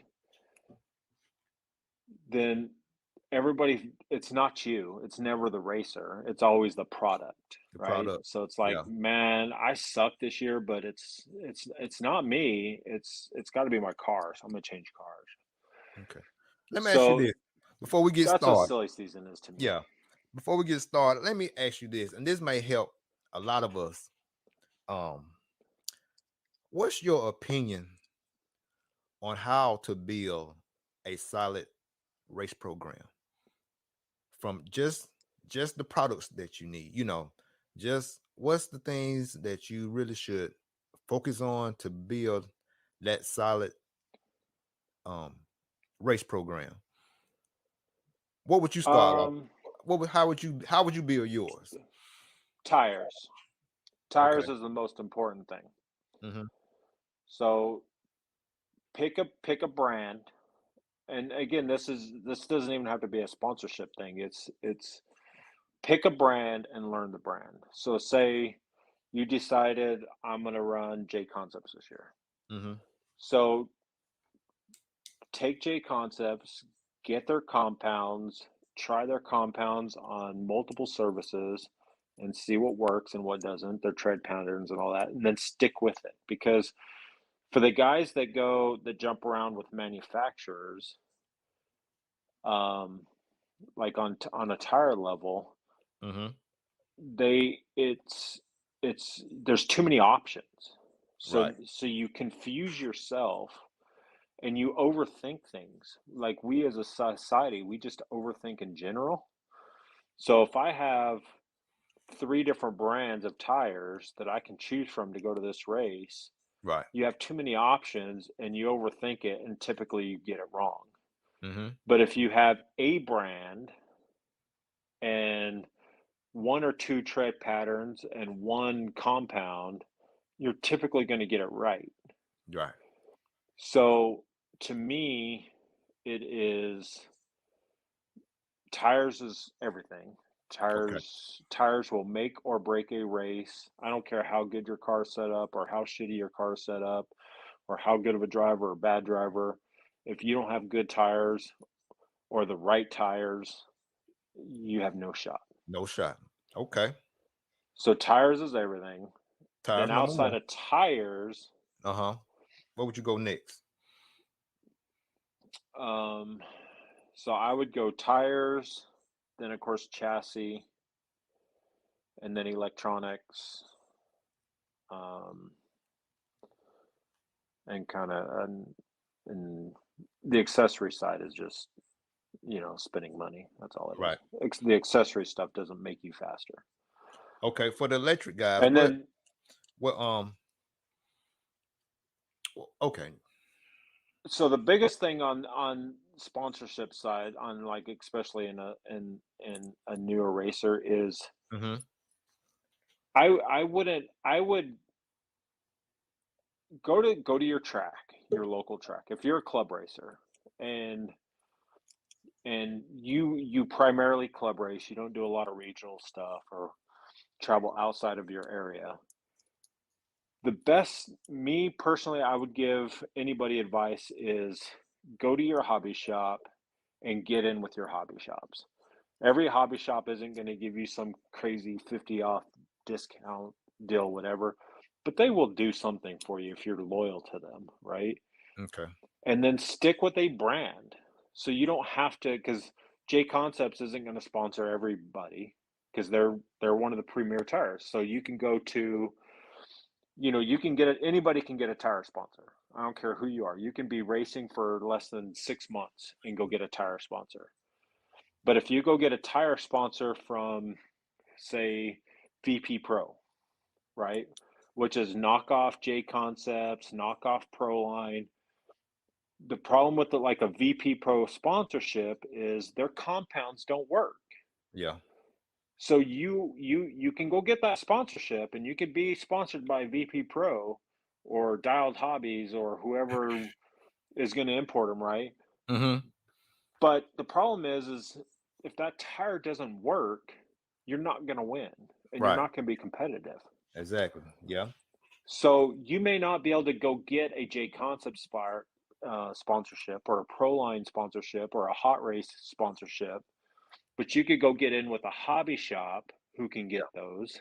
Okay. And at least you're going to get them somewhat cheaper than paying retail or, however discount you can get, whatever it is that you can do, go be buddies with somebody that is sponsored by them and get your tires or products through them. But tires is everything. Tires. Okay. So we got tires, and then we got a um a good solid chassis. Like you And said. then, so chassis, if you take even on the chassis side, so if Mm-hmm. you're again staying at the local level, so if you go race and you're club racing every week or every other week or whatever, and you go and everybody at your track is running TLR associated, and you go out and you get Schumacher, right? Yeah. And you're the only one at the track that's running Schumacher. You think you're going to be successful? Probably not, because Right. Schumachers are hard to get running. Schumachers are really difficult to dial in. And if you have no support and no help, and you're trying to get this thing going on your own and you're a newer racer, you're going to struggle. Go with a fad, go with what's working, go with what people are there running, Right. and get help from the people that are constantly doing this. Don't go be that guy that is going to get a sponsorship with, you know, XYZ company because it's different. Right. I'm going to be the only X-ray driver here at my local track. I'm going to be the only Schumacher driver here at my local track because I want to be different. That's fine, but understand you're going to struggle because some of those cars are really hard to set up. Yeah.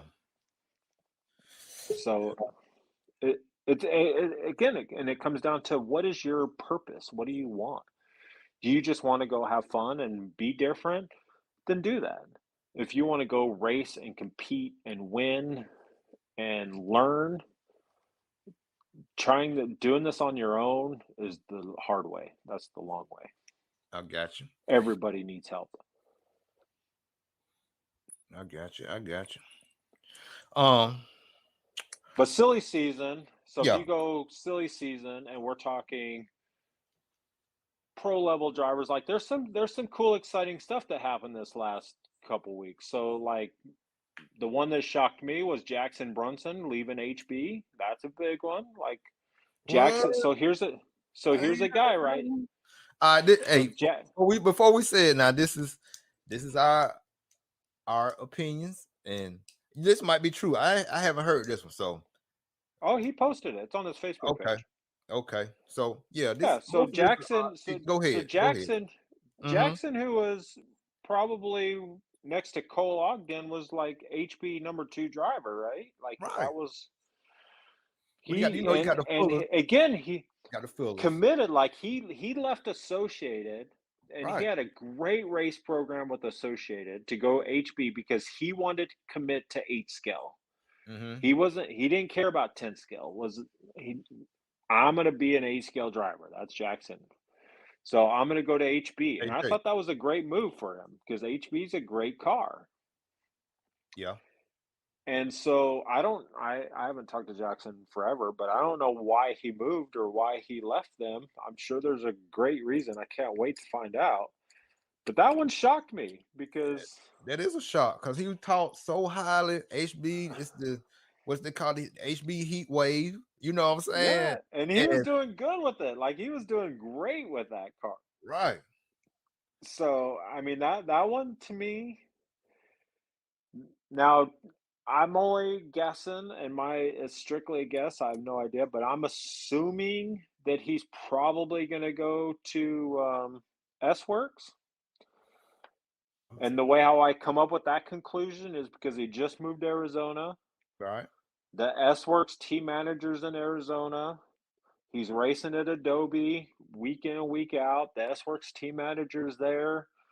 This mysteriously from HB. I'm pretty sure, He got some there's S but work. I can be completely wrong. I have no idea, but that's my guess is he's probably going to go S Works, S and that's work. a great car too. Like Right.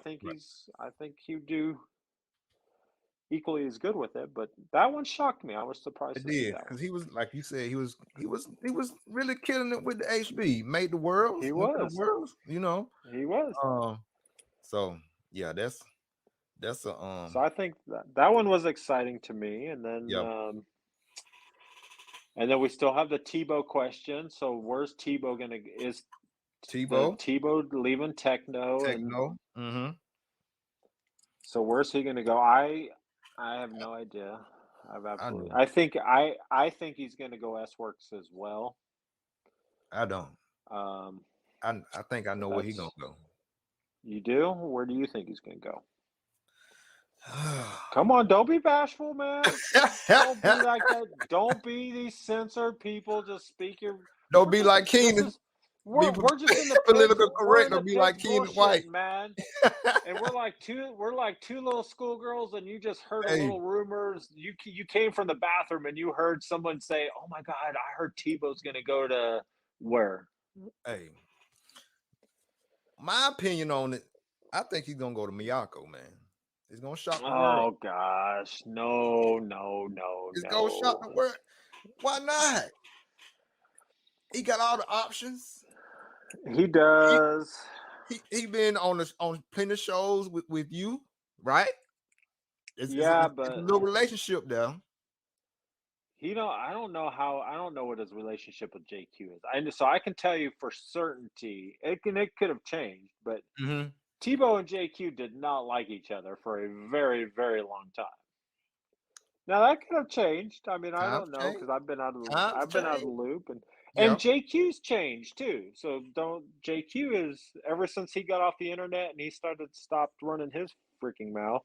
Yeah. My You boy know, he's Destiny. changed a little bit. Yeah, my boy Destiny said he says Miyako also. And then my boy, It what? So I wouldn't be shocked. I would be surprised, but I wouldn't be shocked. But I mean, all right, maybe okay. Watch it'd be what you. interesting. I just want to know why is it taking him so long to announce this thing? Like we That's a got good question, though. 15 days left of the month, and you know he's already got whatever he's going to run. He's already got the stupid car, and he's running. He's practicing with it somewhere Right. So because I don't know. somebody like Tebow isn't going to just pick a Miyako and never drive the car. He's going to drive that car for a little bit. A little bit to get used to it, right? My my guy Marcus Butler right here says he's gonna maybe go back to stay with Techno or go back to Kyosho. What you think?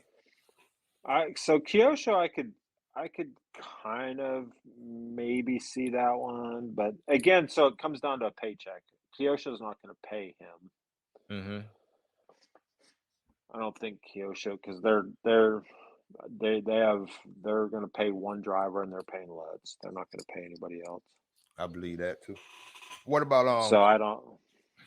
But and I don't know Tebow's situation now. I don't know if is he going to stay in RC for a paycheck or is he staying in RC because his kids are getting into it now and his focus is going to be more towards his kids and less on his own. You know, because I if that's the believe case, his options are limitless. Like if he's just because right. anybody will sponsor Tebow at, you know, we'll give you free product and we'll give you contingency and we'll pay your way to go to some races. It's all about this paycheck for those guys. It is. Pay? Who's going to give me an actual paycheck every single month, regardless if I'm racing or not? Yeah. You know, so that's to me that's I don't know where Tebow's at in his life as far as that stuff goes. But yeah, he like I said, I believe he still got I think about 4 good years in him still. So he's still competitive, Oh, but he's and it's still Tebow's still a top right. five. Still He's in top he's five. in my top five. And then I He's in think my it's a little top bit of five. both because I think them boys, his boys, gonna really spark him too. You know what I'm saying? Motivate him that much more too to help him since his boys are now up to that age that they about to get into it. And Yeah. so, Well, that's going to be his new motivation, right? That's his succession. That's going to be his legacy. Is can mm, would his kids be interested enough to stay in the hobby and you know take yeah. over? What Which you is think? cool. Like it's What you think about TLR? What you think who they got coming? You think Cav gonna stay where he's at? You think Finn I gonna? think Cav's staying. Finn Mhm. ain't going anywhere. He's going to stay. I think Cav will stay. I don't think there's going to be many moves on the TLR side. I think they're pretty. I mean, shit, they're winning everything right now anyway. They don't need to make any changes. Right. But what you think with S Works? You said Jackson So Bronson is S Works is making prime a candidate. S Works is making a lot of moves. S Right. Works is S Works is probably the biggest brand in Europe, Uh-huh. and I think I think they are making a huge push in the States as well. They just got their new two-wheel drive cars out, so they're making a multiple platform push.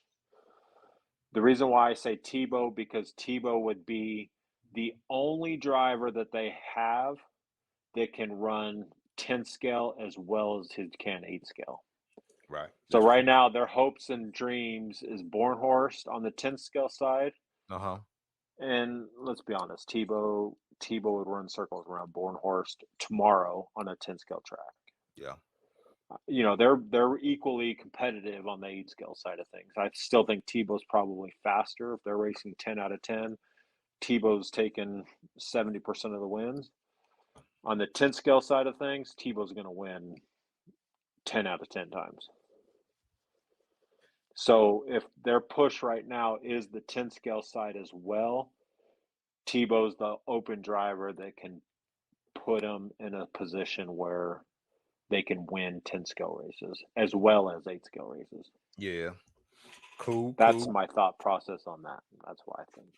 But Oh, hold on. Let's don't forget about, Agama got their new buggy coming out, the one with the lay down shop. yeah, who's gonna even buy that car? Little It's a like few on order. I done talked to a few people who's that want to get one. What yeah who you yeah who you think they man may who pick up with Brandon Rose coming up with nobody. still? Brandon Nobody. Rose ain't even gonna run that car. that thing's even beneath Brandon Rose. Come on, Come on man. now. my It, boy, my boy AJ Waters trying to get here, aka Mr. Twitch. But yeah, he just hanging out with us. But yeah, so you don't think Alabama's gonna pick up anybody this no, year? I don't. No, I don't think so. I think they would have to give that car away to a lot of people to get them to run it. But they ran it at RCGP, Jeff, and it actually did look pretty good. Yeah, on that track that was super hooked up with crazy traction. And then And he ran at the Worlds and too. What's his name? Martin. Yeah. yeah, So yeah. We'll see we how got that works out. we'll see how We can revisit that at the end of the year, at the end of next year, and you can tell me the people that bought that car are they still running that car? Okay. Right? That so at the beginning of the year, if I went out and bought that car, what's the chances of that person actually still running that car by the end of the year? Well, we got a candidate right here, Mr. Marcus Butler. He's gonna get it, and we gonna see. He's going to get it. Well, then Yeah. I would like to stay up on him because I would like to know how long it takes. In fact, we should take some bets. Like we could put a bet out on this. How long is it going to be before you say, "Oh, this thing sucks. I'm just going to go to something else." Like it's just not happening.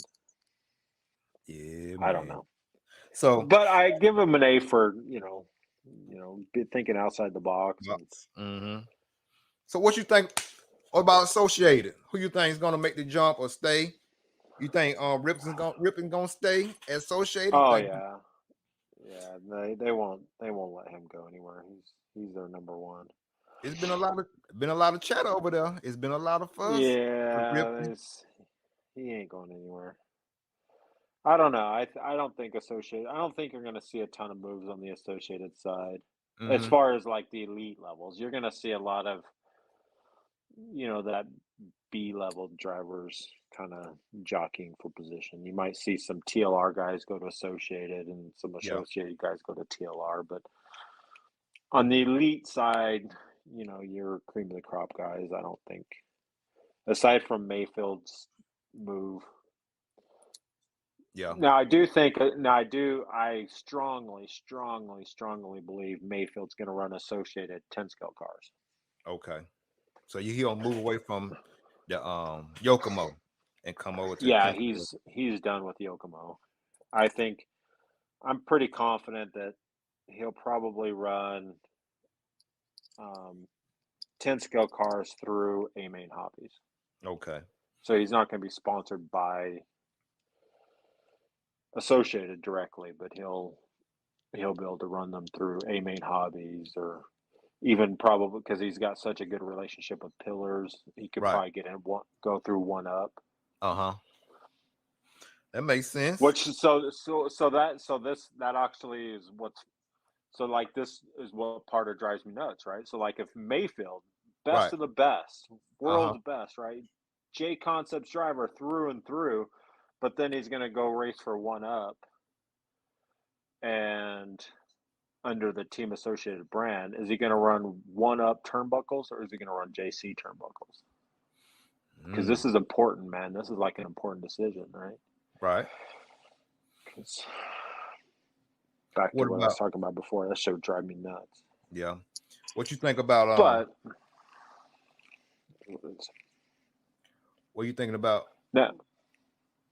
What about X-ray? You think the test? I don't know anything about. I think Testmans hate X-ray, but I don't think they have anywhere else to go. So Why you think that? Why you think they sticking with? Be, because, well, for the paycheck, for one. See, so Testmans are in a weird situation because it's not just tie Uh-huh. that a manufacturer has to pay. So they have to pay Gord as well. They're a package deal, right?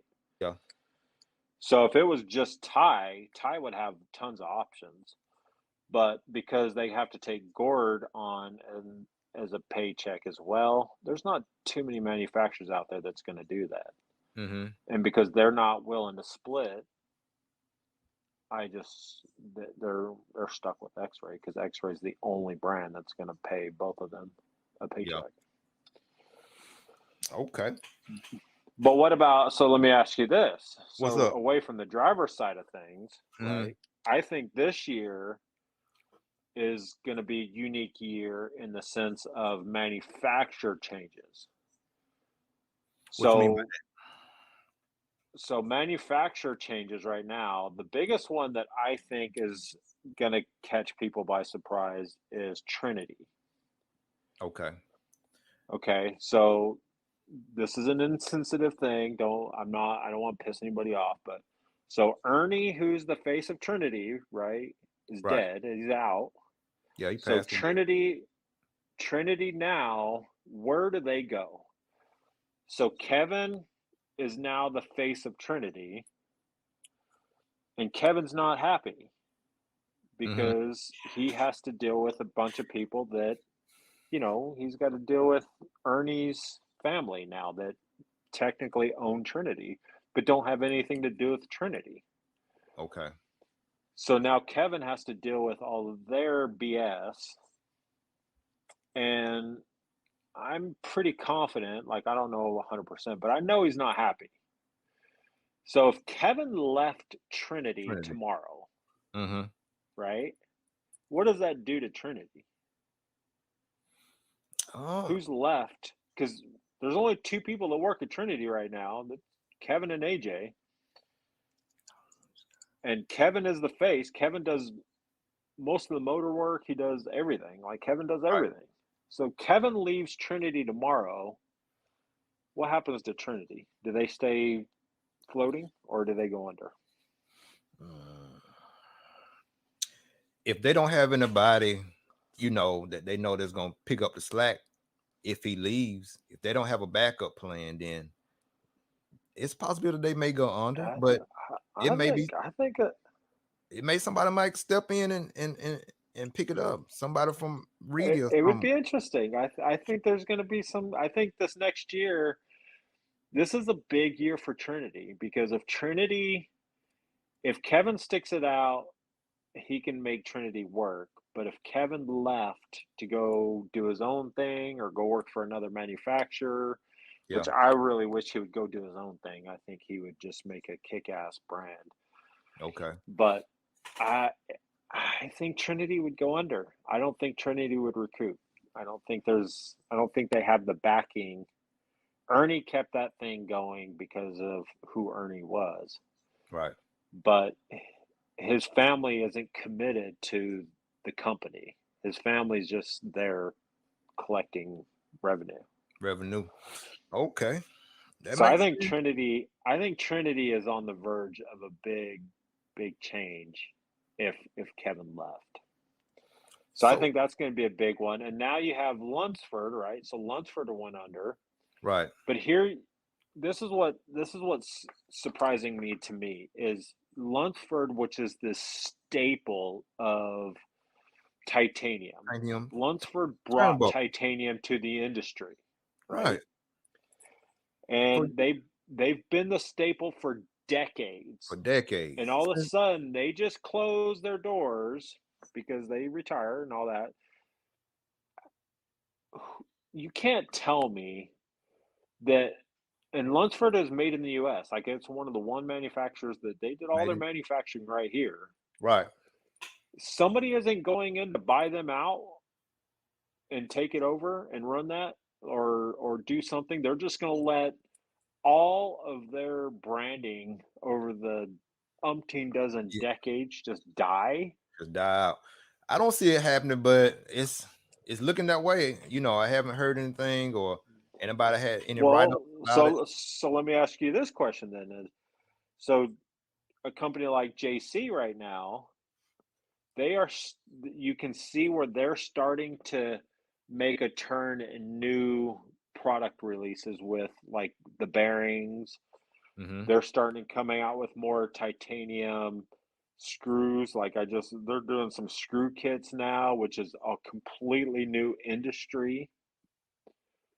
Yeah, Are I've noticed they that. are they just are they just buying screw kits from Japanese manufacturers and rebranding them, or could somebody like JC buy out the Lunsford tooling and rebrand Lunsford stuff? I mean, to me that's kind of the interesting stuff. Like Yeah, I the amount of money it would take to buy out the tooling would be ridiculous, but I just can't see Lunsford just done. it's Like done like that. Yeah, I for years. no nobody's going in to buy him out. Nobody's going in to take it over. Nobody like it's just done.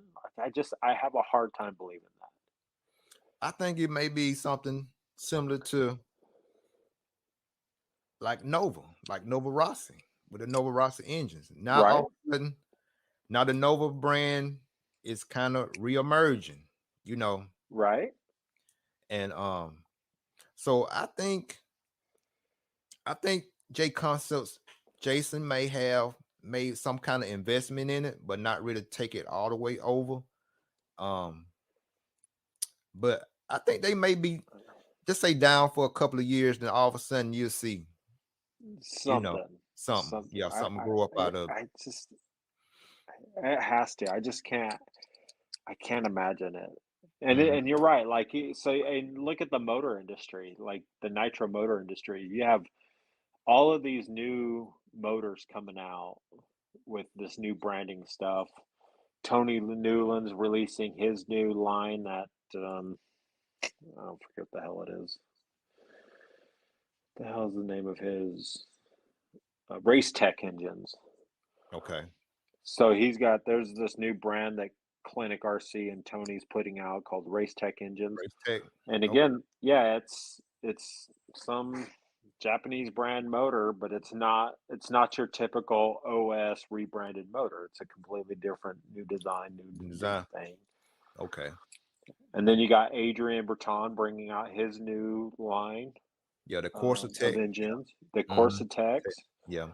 And have you seen the price point on those? Not yet. Like I, I was shocked. So I they think they're just reasonable. it Hmm. was $200 a year, €200, which was like I think I did the exchange. It was like 235 US.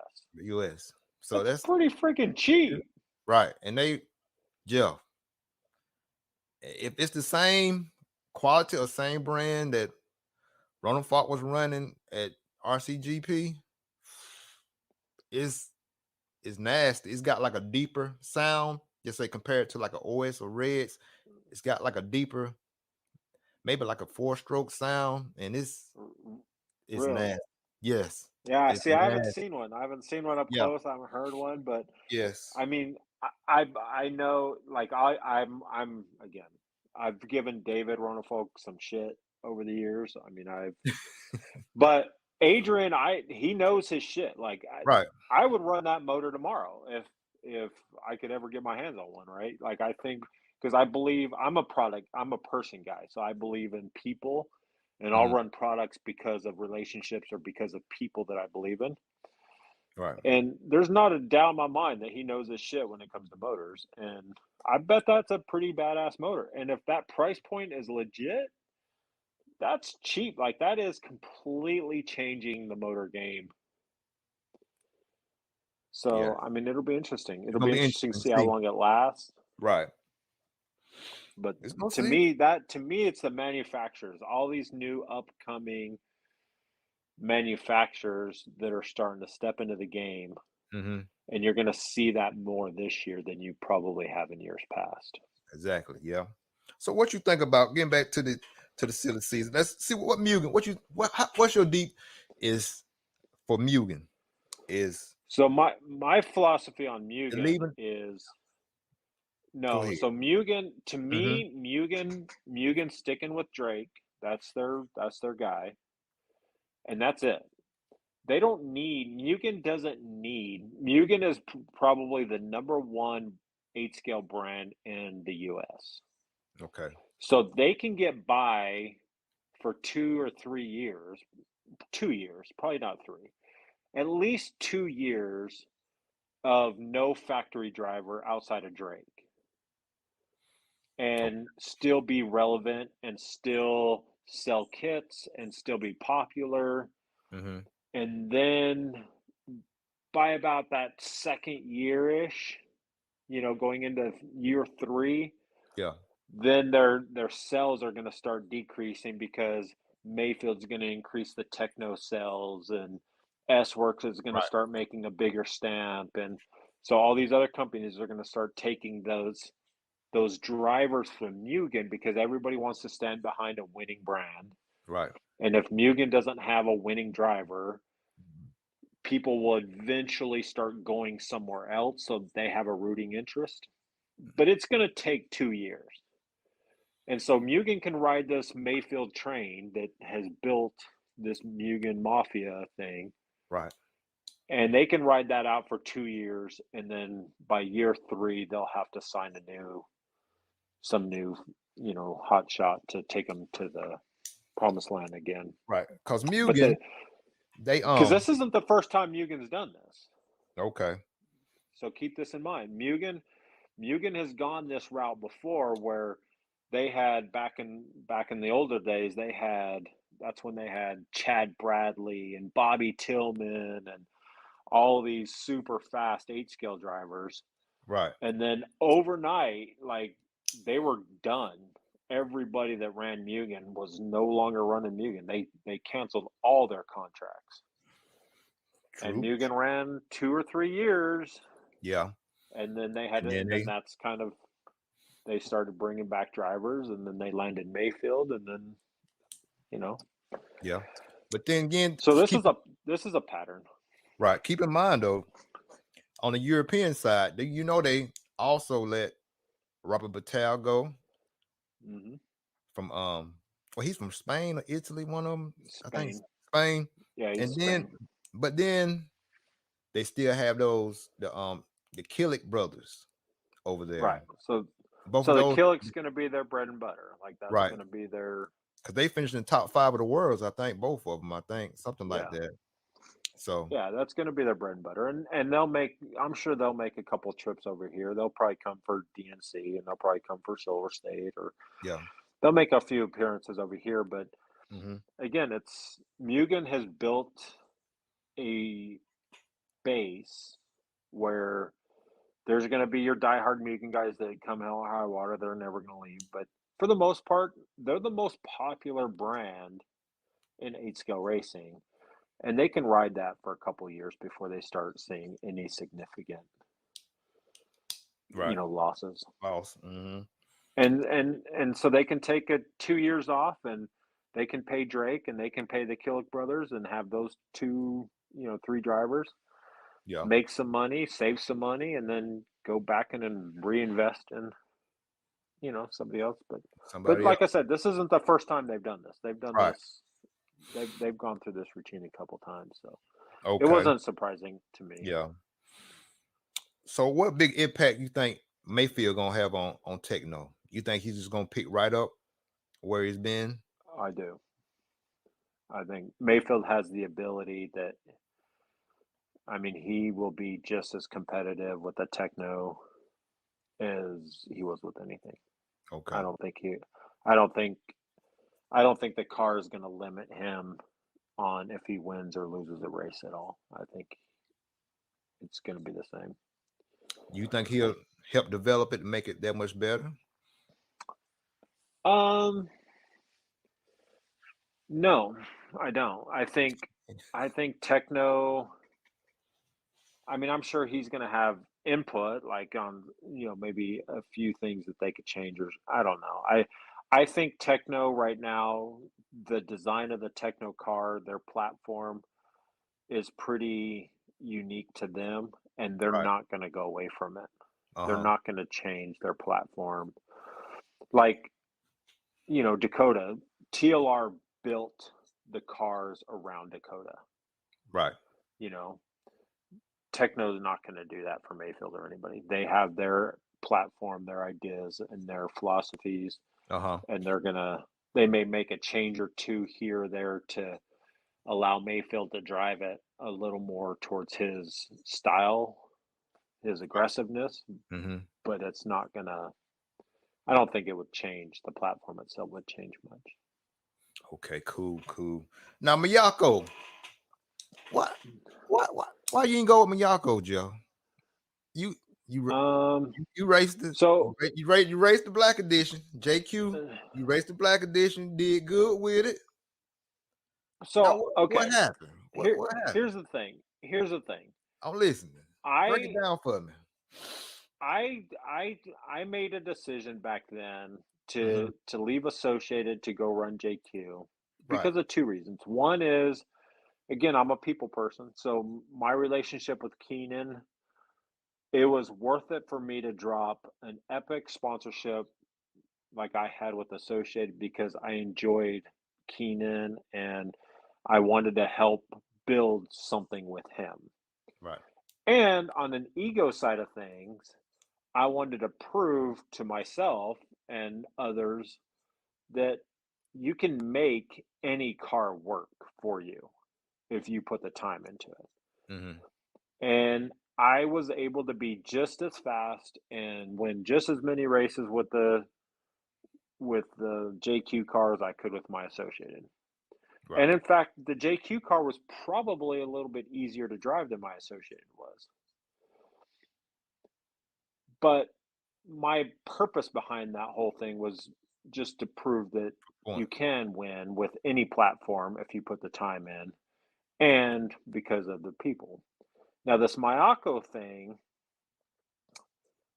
I believe in the car. I think the car is probably pretty good. Like I think all the cars are good, Yeah, and I think you know, as much shit as I've given JQ over the years, I give him a lot of credit because his design and his platform works. Like the JQ car worked. It was a piece of shit. The JQ car was like, I'm not joking when I rebuilt that car between every race. Like, I, the car, but that was a material standpoint more so than a design standpoint, right?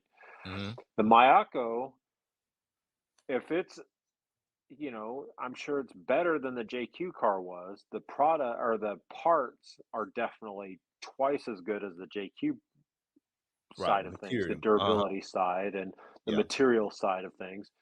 So I have no doubt that the Mayako is probably a pretty good car.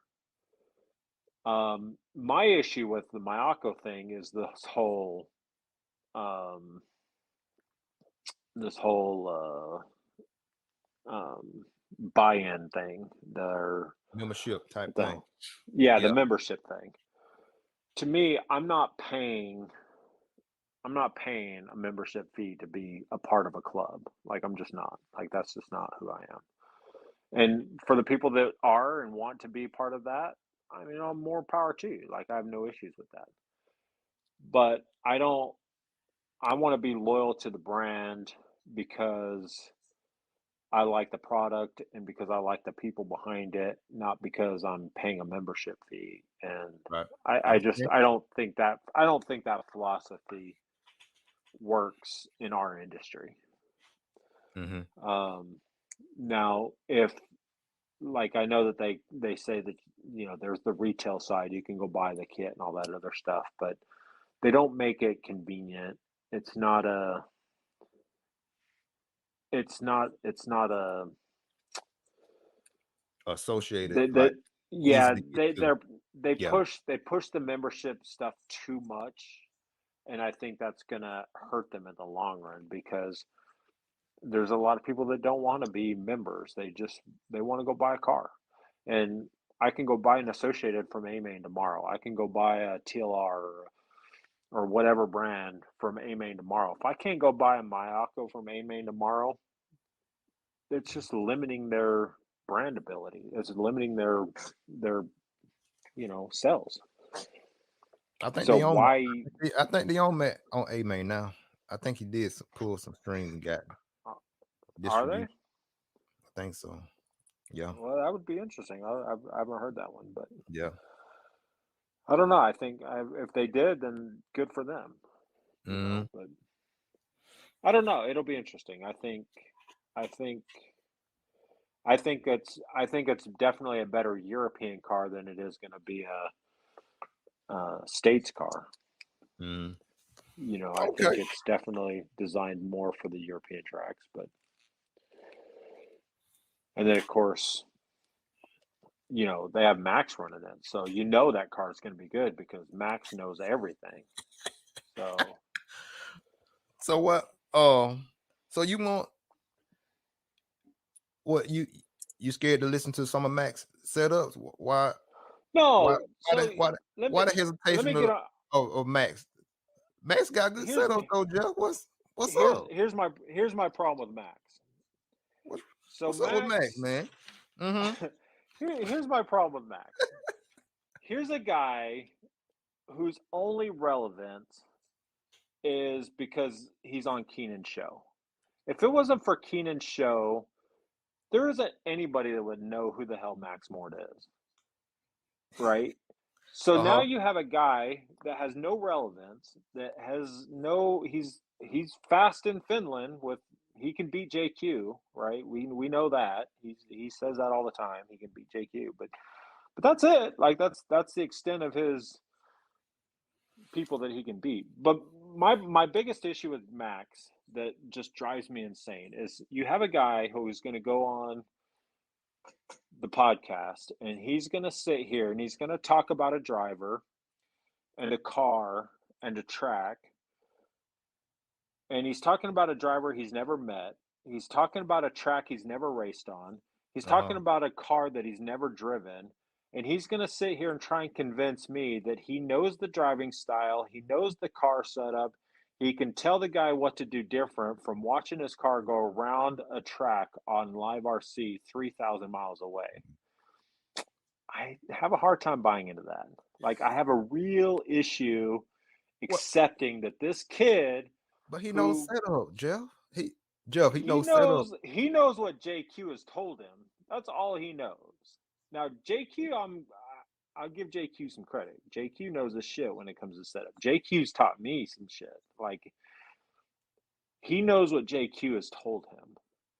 That's about it. Like what has he done on his own that Uh-huh. has says I'm Max Mort, I know my shit, I can do this, right? What has he done? He hasn't done shit. Like there's nothing that he doesn't have any accolades to say I can do this. JQ at least says I built a freaking car. Like Right. You I've right. proven myself. I've built a car. I have Max who I brought up and has traveled around with me and he's gone to mini races and all this other stuff, but Mm-hmm. like he's just JQ's mouthpiece. Like Max has he has nothing to back up what he says as far as, and I'm not even saying on a talent level because I could know my shit and suck and just not Yeah. be a good driver. But what has he done? Who has he progressed? Who has he helped advance to be somebody? Nobody. Like he hasn't done anything. You And then right. it drives me absolutely insane that he wants to act like he knows everything there is to know about RC and he knows this driver can drive this car, that car. He could set up his car differently and be faster when he's never met the driver, he's never raced Uh-huh. on that surface, he's never driven the car, but yet he knows it. But Kind of hard for me to buy into that. he says he can tell from how the car reacts That's watching right. Yeah. watching From it on watching it on an overhead view on live on RC, live he can RC. Jeff, he can see the car over rotate coming out of the turn, turn young. but I'm just I don't know. Is it the car setup? Was it the track a little loose in that particular corner? Maybe his tires were a little worn. Can he see how worn the tire were? They brand new tires or were they used tires? Like, how do you know? How does he know? It just he talks too much shit. Max is the typical guy that his life, he strives to be right instead of get it right. He doesn't care about the getting it right part. He just wants to be right. Be right. And so he can go on the podcast and he can blow me up all he wants. And I will give him this. The one thing he did say about me in a recent podcast that I absolutely agree with is when he called me a troll because he's damn right. I am the biggest troll Bro. on social media. You I trolling Max? own that. Yeah. I will own that to anybody because I do. I sit and I scroll and I'll scroll and I'll scroll. And when I see somebody post some stupid shit, I'm going to be the first one to comment that that's some stupid shit. But he said he So, was faster yes, than you though, Jeff. he probably is. I don't give him that. The one time we did race each other, he did beat me. So he can claim that he's faster than me. I have no issues with that at all. Hmm. But the difference between us is I'm not going to sit here and try and convince you that Yeah. I can tell you that your car isn't set up right for you because you're racing on this particular track, on this conditions, on this and Yeah. that, whatever, from watching a live feed on the live RC. Now, if I'm at the races and I'm watching you drive and I'm talking to you and I'm saying, yo, man, how's this car feel? And you're telling me, oh, it's doing this or it's doing that. And we can have a conversation and I can say, hey, maybe you should try this. You're right about that. That's where you're helping somebody. But to sit Right. here and go on a podcast and say, oh, he needs to do this, or if he would have done this, I can make this, or it's just stupid. What It's he just say? it's Max said he done went around European races, the Spanish Nats and the and the Finland. only thing he's ever won is the Finland national championship because there's like 5 people there. He beat JQ. Like that was it. Spanish national champion. Shut up. But yeah, man. Hey, Man, that guy. man, He's but the yeah, he's the he's the yeah. one guy in the industry that there's a couple actually like this, right? That have absolutely no they have no credit as far as accomplishments that they've personally made, Mhm. but yet act like they're as good as David Ornfolk or Mayfield, or they can go compete with these guys, or even talk on the same level, like they know the same kind of shit that these people know. Man, they haven't done shit. Who the couple of people are? Name 'em. Call them out. I'm So tired of it. another okay, so Wally with Wally builds, Why? right? He's another one that drives me nuts That's your teammate. because I Wally is a great dude. Like I Wally's a great dude, but I'm gonna like he acts like he knows everything that there is to know about RC cars, and he's not that great of a driver. But I'm not even talking on the driving standpoint. I'm just saying, how does a guy who he knows the right people, right? So he's in Hmm. with the right people in Right. Southern California, which gives him credibility because he knows somebody who knows somebody, but not because he's done it or he's taking another driver and help them progress to become somebody, right? That's how I view how good you are. Are you a good mechanic because excuse me, because you helped XYZ driver become better? Or are you good mechanic because your own program, your car is better than you are as a driver? Like that's how I feel. Like my cars are typically better than I am. Right. So most people want it the other way around. You as a driver want to be better than your car. But, I'm not that great of a driver. So as long as my cars can outperform me, I'm happy. And as long as I can help somebody at the track and make their cars be better than them, I'm happy. Mm-hmm. That kind of thing. That's how I feel a mechanic and somebody who's set up, who understands setups, how they can help people progress. True. True. Um, so that's kind of like Wally. Like he can build a car. The dude, like he Right. can solder like no business. And the cars that he builds. But for me, and I guess that's kind of the new era because you see it more and more from people. But Yeah. what happened to the days where I'm a new racer and I just want help. I just I want help building my kit. I don't want Mm-hmm. to have to pay you to build my kit. I need some help building my kit, right? And Right. I know that there's a need. I know that there's a certain need, and Wally would probably, if I ever wanted to pay someone to build my kit, I would probably have Wally build it because his craftsmanship is amazing. But when you listen to him talk and he acts like he knows everything there is to know about RC, it drives me insane. Um, and of course, my issues with Drake, I always have these. Me and Drake, like, if there's ever a person in this world that would just punch me in the face tomorrow, it'd be Drake.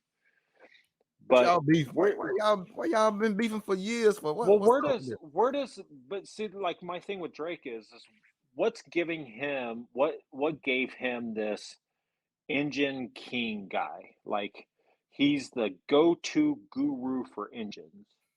Where how do you get that?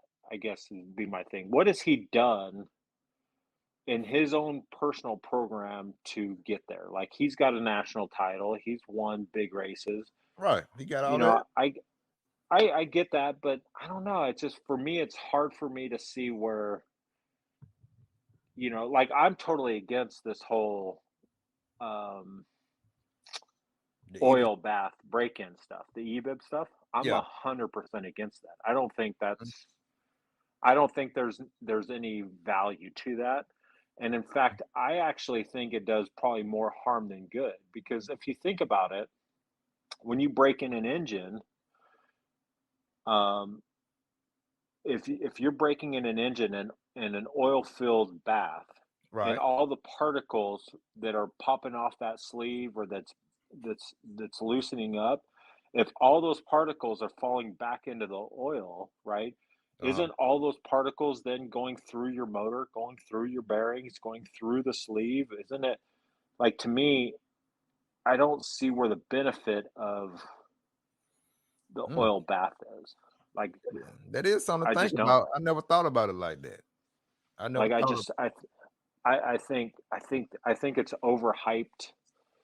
And again, so we're losing touch on another side of it too, right? So you go out and you go buy a new kit and you build this brand new kit. Right here, I got my freshy car. I got my freshy car, right? Brand new kit, like it's gonna be super dialed. okay. And I'm gonna put my brand new engine in this kit. So if I pre-broke in a motor Right. and then I take this nice motor and this brand new kit and I go to the track, anybody who's run 8 scale for any length of time, a brand new kit sucks. It's just terrible. It's Gotta not break very it. good because it has to break in. Mhm. So if I'm breaking in my motor and I'm breaking in my kit and I'm breaking them in all together and it's fusing in as one, you're it just everything makes it more long term, like everything molds together over time. Yeah. And I think we're getting away from that, you know. But again, these are just personal things. Like Right. I can Drake's, get it. And it makes sense. he's got his niche, Hmm. man. People are paying him crazy money to go break in a motor that you get back from him, and you still got to break in the motor. Keep that in mind. Like you Yeah. get this motor back, it's not ready to go on the track. You still got to run it on the bench. You still got to run it rich. You still got to pretty much do the same shit that you would do normally, but you just paid him. I don't even know how much he charges, but Yeah. it That's drives me true. insane. Like the gimmicky stuff like that just drives me insane. And it's the only reason people are doing it is because it's a fad, right? Fat. It's this Somebody new else. fad that we have. That's right. Somebody, All these other pro drivers now are having Drake pre-break in their motors. So I got to do that because I want to be just that fast. It's stupid. It drives me nuts. Hey man, but like I said, you right. I mean, it makes sense. I never thought about that with the Ebis. I haven't done the service. I have not done the service myself, but I haven't thought that deep into, like you just said, the particles that's breaking down from that tight sleeve. Where they gonna go? Yeah, But right back. they're Ooh, staying right there with it. So at and least when you're breaking it in on the bench, that shit's blowing out the pipe. It's getting out of the motor. It's not staying in with the motor. right. Interesting. Yes, Just sir. different philosophies. It's all philosophy. It's all like I don't think there's a right or wrong way. Like everybody has their own break-in method. Me personally, Mhm. I can have a motor broke in an hour and a half. I Yeah. mean, and my motors last. Like my bullet, this motor right here. This shit, that thing's got like 7 gallons, 8 gallons through it. It's 4 years old. I could put this in this car right now, fire up and go run. Yeah. I mean, I had when I broke that motor in, I broke it in at a race. I broke it in at SIC. Yes, I see. I did one tank on the bench, one tank in the parking lot, Uh and then I ran it on the track with a mild tune, and then I leaned the bitch out, and it's been going ever since. huh. Just like that. Yeah. So I did it at the track, and I did it on Friday, and I raced it that whole weekend, and I don't remember how I did that weekend, but Cool. Yeah, man. You going to SIC this year? You coming down? I want to. I want to. I'm thinking. So I have a race up here. We have an arena race up here in Walla Walla, Washington. Okay. I want to say it's the weekend, maybe like 2 weekends before, and then SIC. So we're gonna see. And I'm trying to go to Silver State this year too. I want to go to Silver State. Yeah. So we'll see.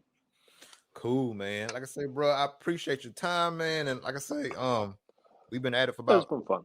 2 hours and 22 minutes, man. And time just Should flies when you take have a good right. flies, doesn't We have it? a It good just flies conversation. by. Yeah, man. So bro, I ain't gonna keep you longer. We might have to do this again. And Anytime, anytime. Jeff, I totally appreciate your time. And y'all just hey, y'all go check out. And Jeff, you got anything you want? Any shout outs? Any sponsor No, you want to no, give not credit really. to? Or I yeah, enjoy our scene, man. I enjoy being on. I hanging out with you. It's just yeah, like that's the type of stuff I like. I like just bullshit like we're in the pits, having a yeah. good time, I got you. wrenching on my stuff. And no, hopefully we'll get together. I haven't been it's been a while since I've been back on the East Coast. Yeah, you It's got been to a come few back, years, man. so I'm hoping to make a few races. I'm definitely going to go to Wicked Weekend next year, Yeah, and I don't know about PNB, but Wicked Weekend and maybe SIC. We'll yes, see. I see. Cool. That's what's up. So yeah, hey man, if you're looking for you need a representative to get you a Reds motor, man. I'm your man. I saw that. See, look at you making moves. Yeah, I'm telling you man. what. We were talking about this tonight at the track because I'm still slightly undecided about which motor I'm going to go to. I'm leaning towards ProTech and because I'm a Ryan Mayfield fanboy. I got you. I So, understand. seems how I'm paying for my shit. I'm kind of leaning towards the fanboy side of me, but that Reds motor, that is a sexy looking motor. That The new one one that that they just just dropped, came out with, right? With the black man, head with the red fins. that Ooh, thing is smoking hot. I'm telling you, yes, yes, So yeah. I've owned one Reds in my entire life, and that was just a disaster. But they've Reds has come a long way, Come a so long way. they're all It has. good. So They're yeah, all good, but that's a sexy motor. I'm telling you, keep it in. I Just keep it in the saw back of your that. mind. Just keep it in the back of your head, and you got somebody that can get it for you to you Yeah, for a good price, you know. So that's see back to what we're talking about. hey, I don't need to be sponsored if I know you, right? Because I can, hey. hook a brother up. Yeah, man. But yeah, hey, I appreciate everyone tuning in. And again, y'all, I have a Patreon, man. And if y'all feel free to donate to my Patreon, $10. It's just gonna help me bring good people in like Jeff, help me continue to have good Don't equipment, be you know. don't be spreading that. I ain't good. No, no, Yeah. no. Don't be spreading those rumors. Hey, I'm just saying. Pain in the Yes, ass. you are. You a good dude. Just let you vent, get it out. Hey, I'm That's being good. it. I'm being good. I'm being You less been- less controversial than I was, but still being able to kind of Tell the truth. speak your mind. That's it. That's all we ask, you know. Be But real. yeah, That's all I get. Be that's real. all. That's it. Be real about it. And yeah, y'all, again, y'all check my Patreon out, man. And like I said, $10 donation. I welcome it just to keep me, have good guests like Jeff and help me get good podcast equipment and help me get to races. Because I want to go DNC. I want to hit up Silver State. And I want to bring my RC family some good content from those races. So yeah, y'all hit that Patreon up for me. And You need to come out to Washington sometime this year. You want some fun, man. We party out here. Washington. Come up to Washington State, When fly the into when Seattle. I'll when the pick you raining up in season over Seattle. with. When the raining season over with. When is not the Yeah, rain. yeah. No. Yeah. We got a beautiful new track up in Spokane, Washington right now that Okay. the Elders, Brian Elder just put in. That shit's gonna be dialed. That's gonna be really good. Well, if I'll let you know. I just probably need somewhere to lay my head. You know, if you got me on I that, got you. I got you. then we You can work you something make out. your way out here. I got you the rest of the way.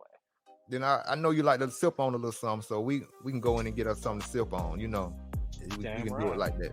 That's right. Got my crown right there, baby. You know, I know you. But yeah, y'all check that Patreon out. And I appreciate my RC family. And this has been great, man. And like I say, I ain't gonna keep it long. And like I say, if you ain't ripping, you tripping. Left tie salute. Let them haters be your motivators. Actions always speak louder than words. And we out, baby. That's it.